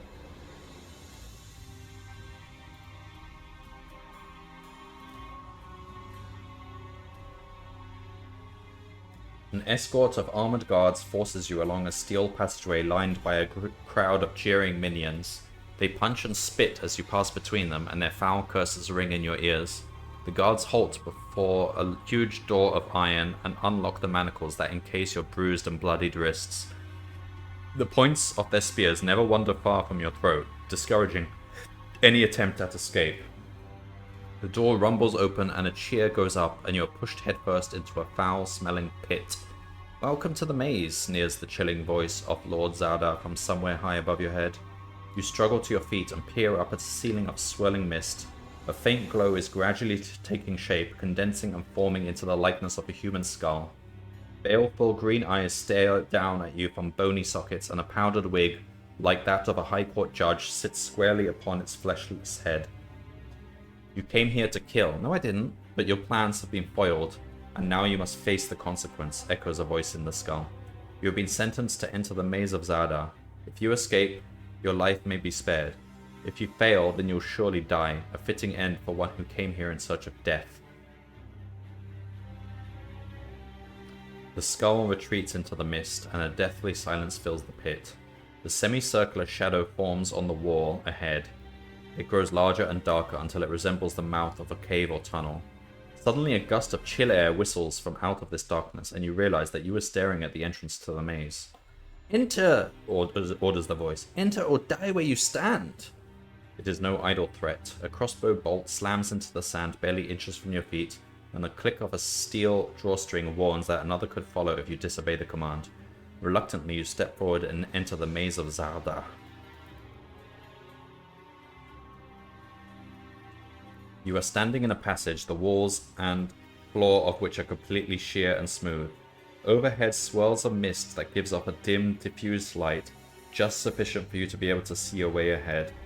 Without your weapons, you feel naked and vulnerable, but you take some comfort in the fact that you still have your backpack, your gold crowns, and your special items. Not much. Cautiously, you walk along the passage, expecting the unexpected, until you arrive at a circular vault. There, upon a block of marble in the center of the floor, lies a steel sword. As you step into the vault, slabs of stone sink into the floor to reveal two exits, one to your left and another to your right. Should we pick up the sword? It's not going to be a trap, is it? As your hand closes around the hilt of the sword, somewhere in the mist above your head, the voice of the skull speaks a chilling rhyme. Hand to take, spell to break, stir a terror in your wake.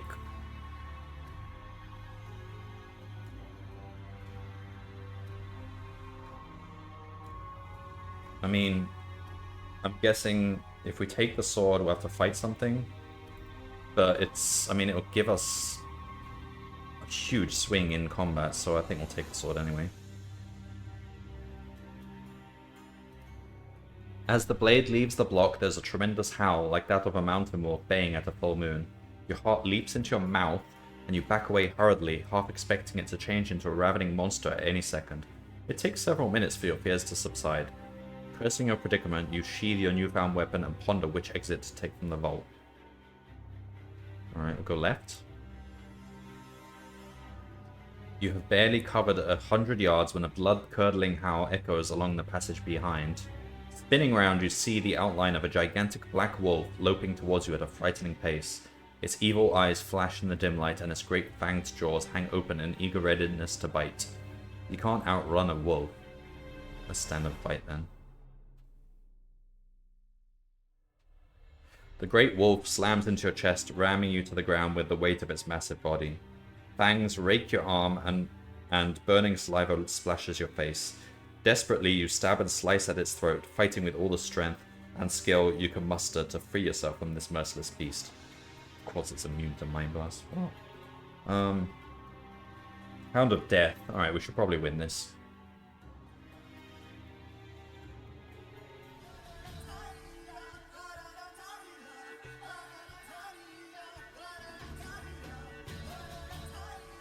Alright, we're quite healthy.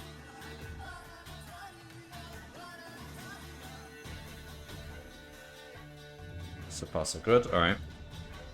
The blood of the dead wolf stains you from head to foot, filling your nose with an acrid smell. With sword in hand, you stare down at the carcass and shiver at the thought of how close you came to death. The dim light grows brighter, and for a moment you hear laughter cold and distant before the light fades to its usual murky glow, and you're surrounded by silence. After a few hundred yards, the passage turns abruptly to the right. Glinting in the dim light is a cluster of huge bubbles floating languidly up and down in the passage ahead. A slight breeze lifts them, and slowly they bounce towards you.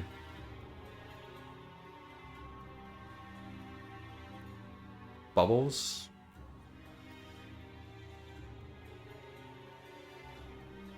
Try and strike them, but they probably release a gas or liquid or something. Or strike them.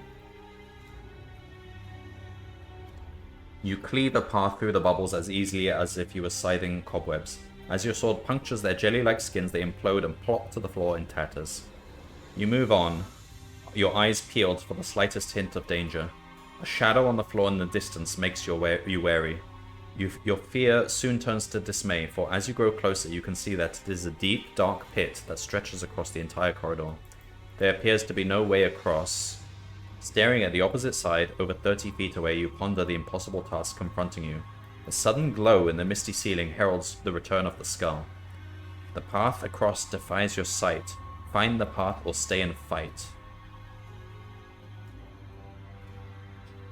Both the skull and the echo of its voice gradually disappear to be replaced by the sound of heavy footsteps approaching from the passage behind. The gloomy corridor looks deserted, but the footsteps are growing louder and louder.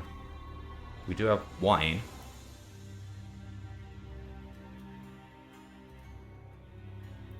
With the words of the skull reverberating in your mind, you pull out the cork with your teeth and shake the liquid into the pit, spreading it in a wide arc from left to right. You're certain that there is an invisible bridge across the pit, if only you could locate it. The footsteps halt. You hear a piercing crack like that of a whip, and immediately afterwards an angry red wheel opens your wrist. The container spins from your hand and seems to bounce in midair before dropping into the void. You have found the bridge, but now you have an invisible enemy to contend with. Oh, the enemy's invisible? He's gonna whip me when I'm on the bridge. We still got the bottle of wine. What exactly did we use? Or maybe we used water? Water? Is there such thing as water? I don't know. You wish to fight your unseen enemy. Well, let's go on the bridge. On your fifth step, the silence is broken by another crack. The invisible whip bites into the back of your legs, causing your knees to buckle, and you flinch with pain as you stagger forward.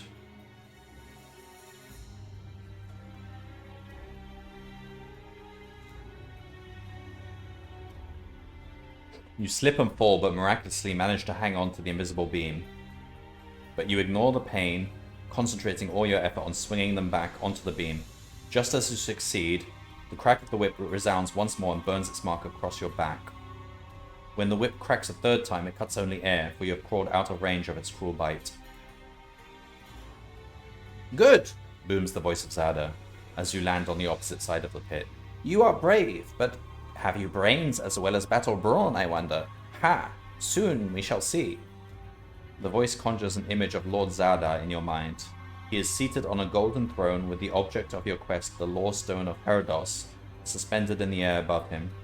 You resolve to survive this accursed maze and escape. If you can then only find your way back to Zada's throne hall, the success of your quest will be within your grasp. You walk along the passage that leads away from the pit, your mind filled with dismay as you contemplate the problems and perils that lie before you. One such problem looms into view as the passage takes a sharp turn.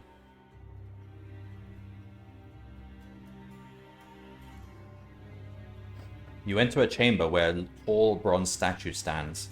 You recognize its distinctive headdress and robes immediately. It is a Zakan, a ruler of the desert empire of Vasagonia. The statue looks most distressed, Its arms are outstretched in a gesture of hopelessness, and the expression on its face is one of sorrow and despair.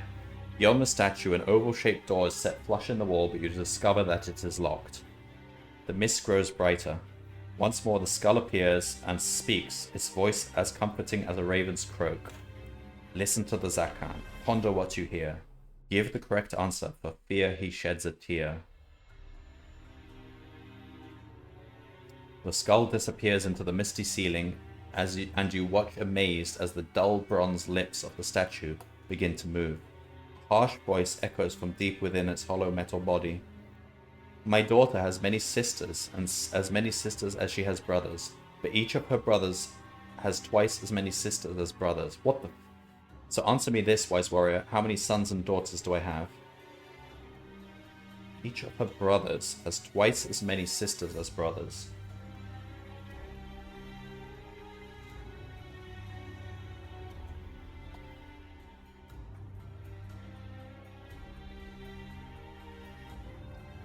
So the girl has as many sisters as she has brothers.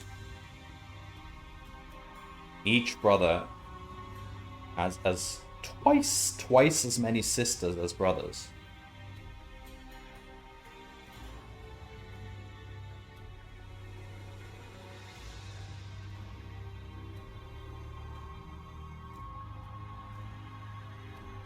Okay, fine. So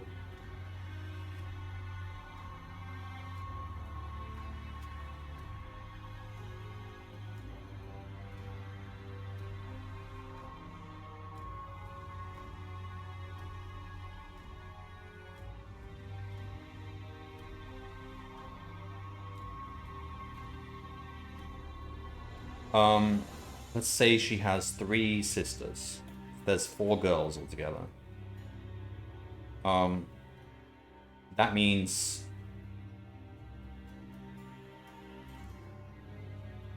she has 3 sisters. That means she must have 3 brothers. And each of her brothers has 2 brothers and 4 sisters. Yeah, it's 3. So what exactly are they asking for? The number of sons that the Zakan has. 3.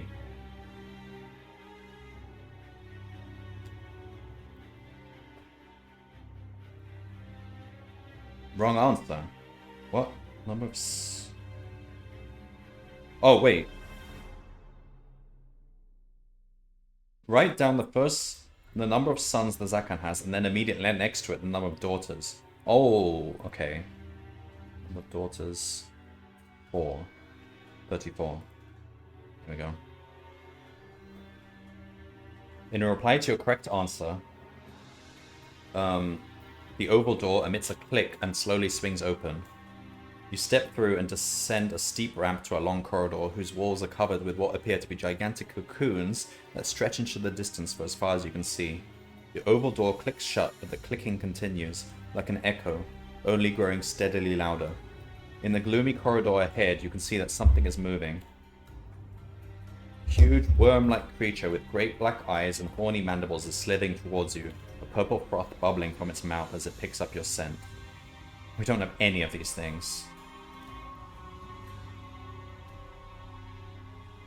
So we probably just need to fight it. Okay, this is easy. Relentlessly, the worm moves forward, forcing you to back up the ramp towards the oval door, but there is no escape this way. You have no choice but to fight the repulsive creature. The monster is especially susceptible to psychic attack. Well, we don't have that, right?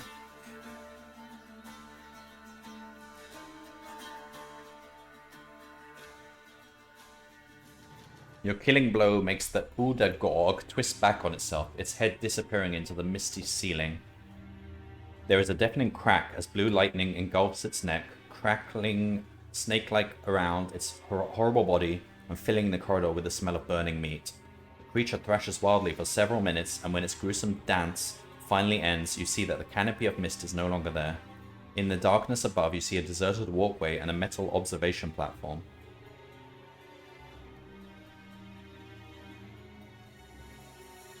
Ooh, we can get onto the platform. As you pull yourself onto the cold iron platform, you see the maze spread out below you like the surface of a massive brain, each chamber a cell populated with perils created by the devilish imagination of Lord Zada.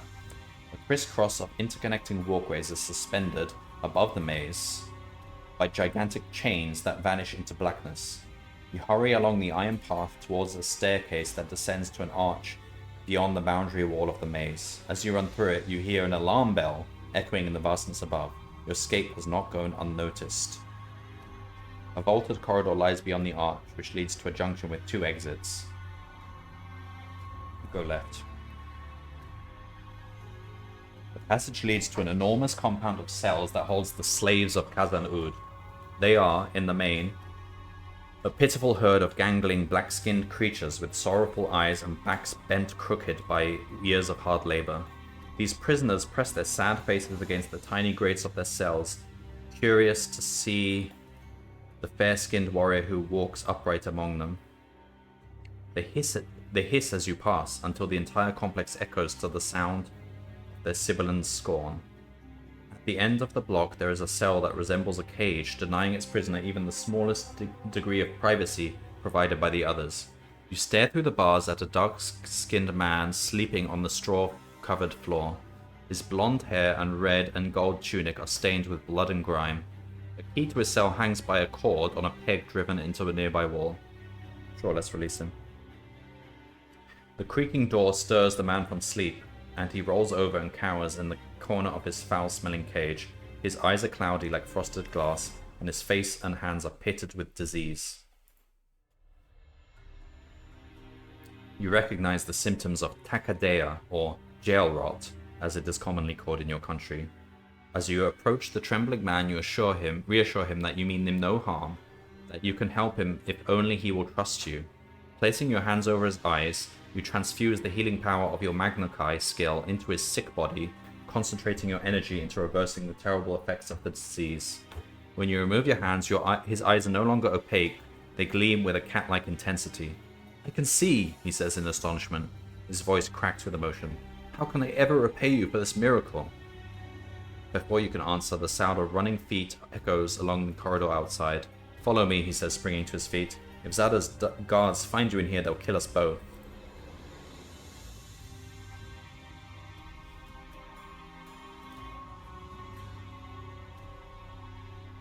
You follow him to the end of the cell block corridor, the angry shouts of Zada's jailers ringing in your ears. A staircase looms ahead, descending to a lower level. It is guarded by a grim-faced beastman, armed with an axe. Double all endurance points lost by your enemy. Okay, nice. Well, this is easy. Insta-kill. Nice. Your companion rolls the body over and unsheathes a short sword and dagger from the belt. You may take the axe that was used in combat and the dagger if you wish. At the bottom of the stairs is a deserted hallway, at the end of which are 2 great doors of gleaming bronze. Sumptuous tapestries and statuettes of gold line the walls on either side, and an ornate fountain of silvered marble fills the hall with a melodious bubbling sound. You have covered less than 20 feet when an armored guard steps into view from behind the fountain. He raises a crossbow, and you shout a warning to a newfound partner, but you are too late. The bolt hisses through the air, hitting him with such force that he is knocked off his feet and sent crashing to the ground. The guard fumbles in a leather pouch for another quarrel with which to dispatch you. I'll take the axe. We need to attack him quickly, otherwise he'll just shoot us. The speed of your attack catches your enemy completely off guard. He attempts to parry your first blow with his empty crossbow, but you knock it from his trembling fingers, leaving him without a weapon to hand. You race over to your companion's side and discover that he is still conscious, although he has lost a lot of blood. Using your healing skill, you repair the wound as best as you can, but it is deep and severe, and you can only prolong his life for a few minutes at most. You tell him of your quest and the help the Elder Magi have given to enable you to enter Khazan-Ud. As you recount your air voyage to Herdos aboard Lord Paido's skyship, you notice his eyes flicker in recognition of the name.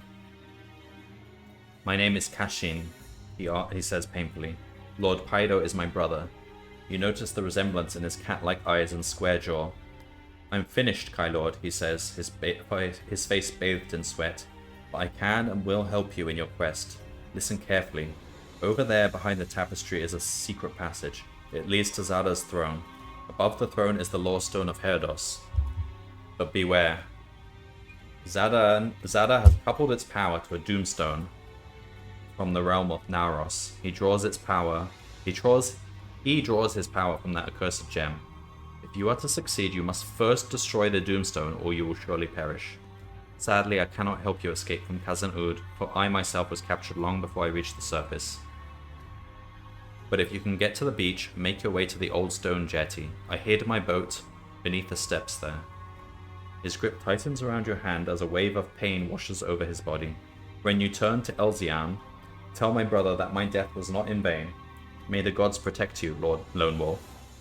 As his eyes close for the last time, you promise that his bravery will live forever in the hearts of the Vaqueros, his brave warrior kin. You hear footsteps on the stairs. More of the enemy are approaching. If they too are armed with crossbows, your chance of survival will be very slim indeed. Before you stand two great bronze doors, flanked on either side by tapestries and gold statuettes. Or didn't he say behind the tapestry?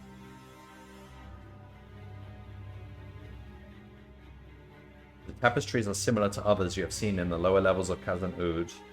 They are extremely beautiful and exceedingly valuable. However, it is what you discover behind them that is of greater interest, for they conceal a secret door. Your basic Kai senses alert you to a tiny button set into the wall. You press it and the door slides open to reveal a circular tunnel of gleaming steel. Quickly you enter and the door slides shut, moments before the hall is filled with Zada's guards. 50 feet along the gleaming steel tube, you arrive at a circular door in the wall to your left. What did he say? Will this lead straight to the throne? Let's try it.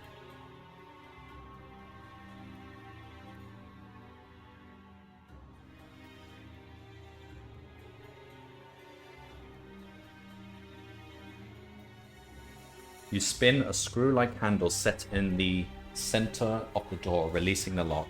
You open the door and enter. Inside, you discover a room of steel.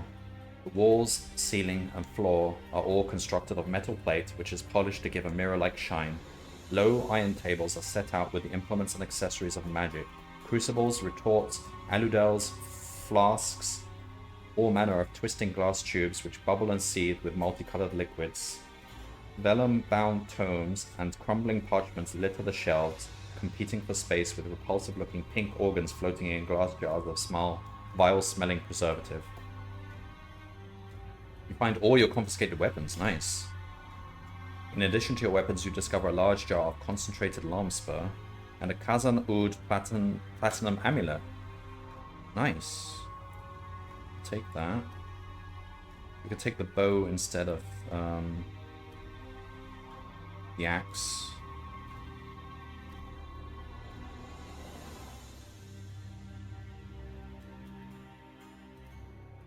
And we got back all our special items as well. So we've got extra health capacity.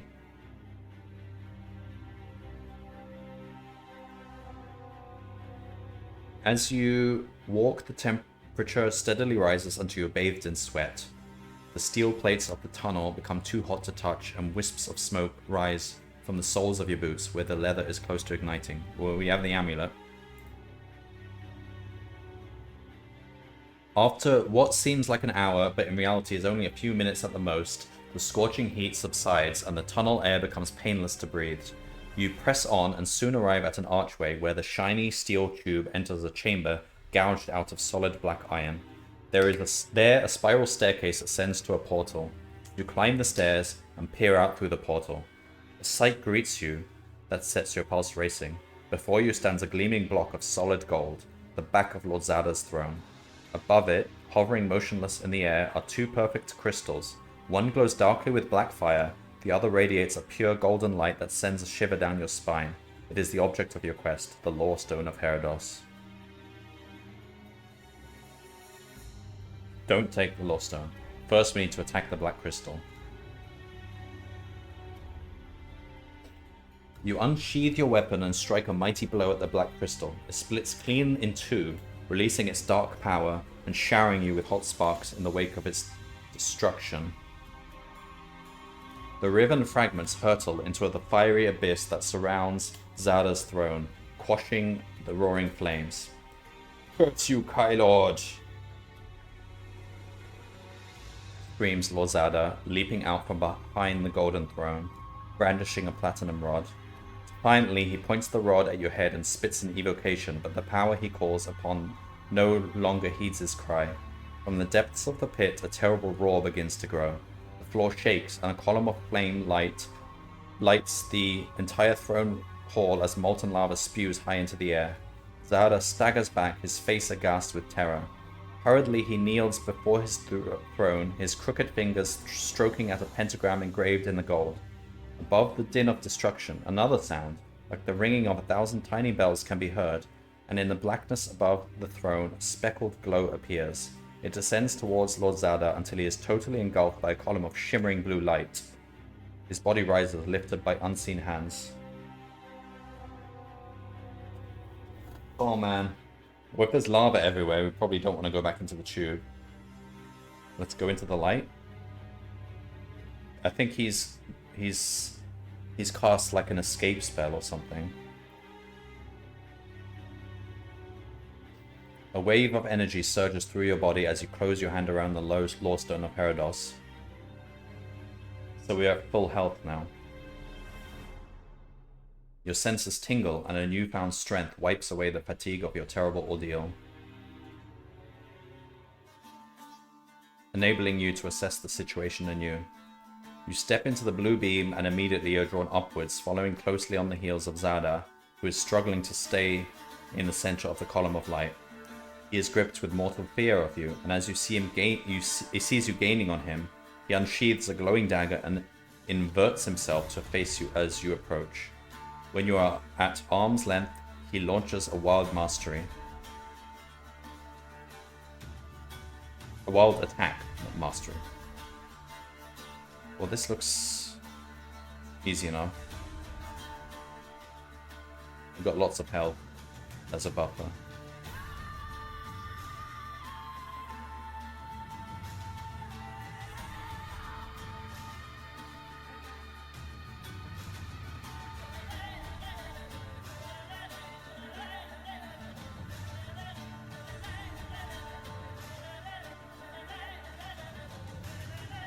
Chunks of stone and iron are blasted into the upper reaches of the throne hall by the increasing power of the eruptions. Boulders, some the size of horses, seem to tumble in slow motion all around the beam as you are drawn irresistibly nearer to the roof.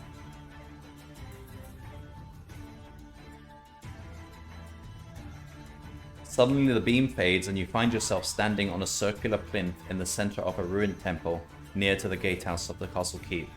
The glare of daylight blinds you, but as you gradually become accustomed to it, you cast your eyes over the shimmering waters of Lake Kor to the town of Herados perched on the horizon.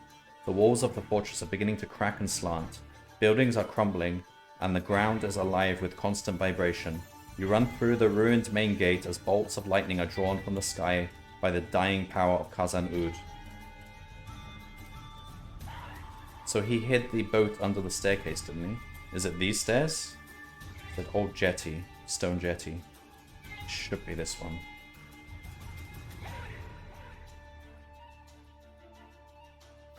You are forced to cut a path through the horde of creatures that huddle on the steps leading to the jetty. Creatures are crawling out of the ground itself. Everywhere you look, black slimy hands are bursting through the surface, squeezing their way free from Khazan-ud through the scores of fissures opening up in the sheer rock wall. Near to the base of the steps, you are dragged to the ground by a clutch of loathsome slaves. They pay dearly for their mistake, but not before your backpack is torn from your shoulders. Really? My entire backpack? When you reach the jetty, you are covered from head to toe in the blood of your foes. The sight is so frightening that all resistance melts away and creatures hurl themselves into the lake rather than face the fearsome, straight-backed, white-skinned killer of their kin. Beneath the jetty steps, you discover an arch, sealed off at one end and with a weed-encrusted stone door at the other. inside a small wicker coracle and a paddle. Having fought off the most determined of Khazan-Ud's horrors, you launch the coracle, jump aboard, and paddle frantically towards the distant glimmer of the power shield. The deafening death cry of Khazan-Ud echoes in your ears. I mean, the most important thing is that we've got the power key. That's the only thing that will let us escape through the power shield.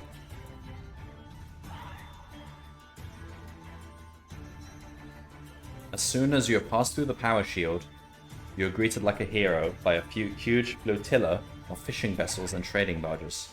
An hour ago, upon seeing the eruption of Khazan-Ud, every boat in Herdosh set sail for the shield, for the eruption signaled the end of the bane that had haunted Desi for hundreds of years. Now they cheer the Somlending warrior who has delivered them from Desi's evil shadow. Eager hands pull you aboard Lord Ardan's caravel, and a fanfare salute is sounded by the trumpeters of his Vakaros guards. We are forever in your debt, Lone Wolf, says Lord Ardan, as he shakes your hand warmly in gratitude and friendship. You have achieved what we feared to be impossible, and you live to tell the tale. Your bravery is an inspiration to us all.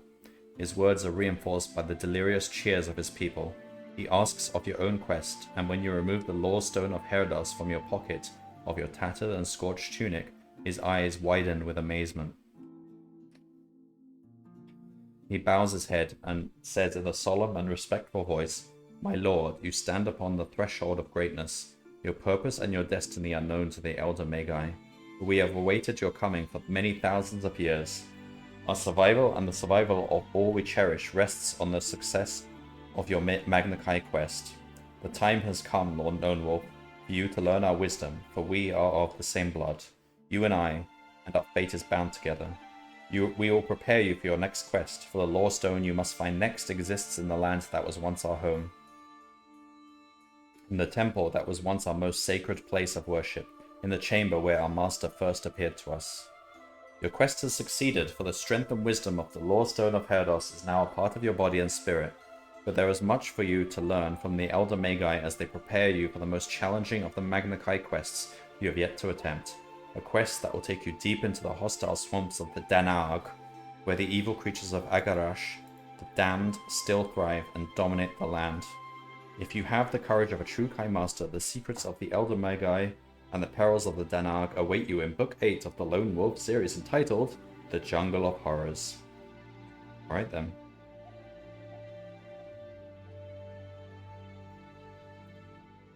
We made it to the jungle.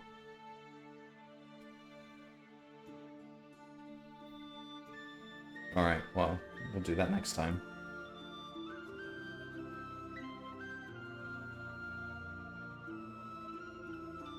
So we managed to keep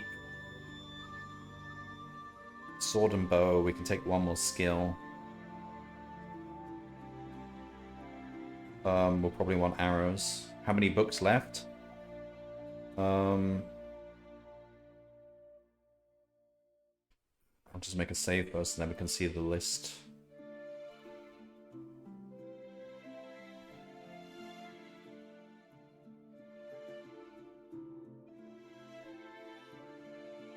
That's the list. We are on 8, The Jungle of Horrors. And 29 is the final book.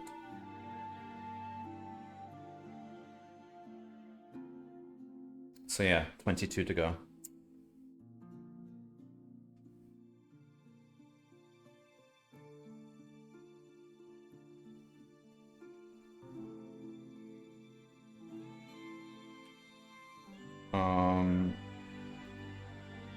Well, we'll get to take one more discipline. So, probably go for like we've got really good combat right now. So we could take Mind Blast. Or we could try to go for another of those lore circles, which would mean we need to take probably the pathfinding one. I don't know. We've got a huge amount of endurance. Because we've got the helmet, the waistcoat, and we've got the circle of fire. We've got this amulet still. That might be useful. And the diamonds. We never get a chance to sell the diamonds or anything like that. But, I mean, there were thousands in theory.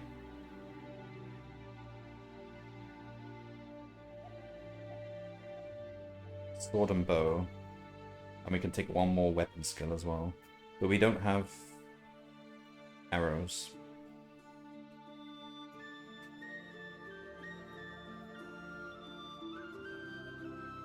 Alright then. So the jungle is probably nearby. I believe it should be... There's a jungle right there. So right now, we were in Khazan-Ud. And we made it back to Herdos. So the jungle, if they're talking about this jungle, well, there's a jungle down there as well. Probably this one here. That's probably the jungle we're going to. So in the jungle, we'll probably want to take the pathfinding skill, because I imagine you need it in the jungle.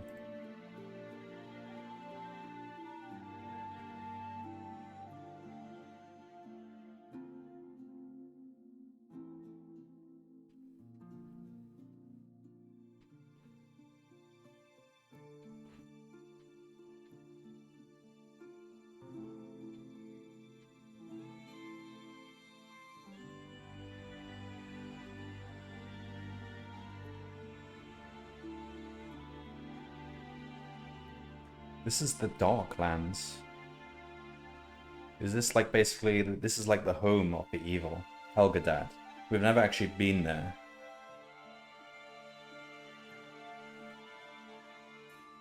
But maybe at some point we will end up going there to put an end to evil for once and for all.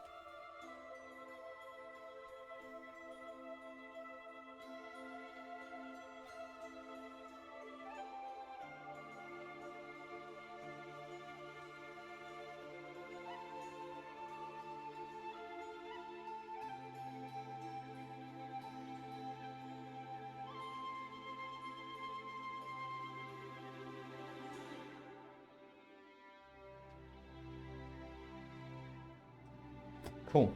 Alright then. That's it then. I don't know if I'll actually do any tomorrow, but I will try to do these often if we have any hope of ever completing it for, well, December I have Advent of Code, so I'll probably have to put this on a hold during that.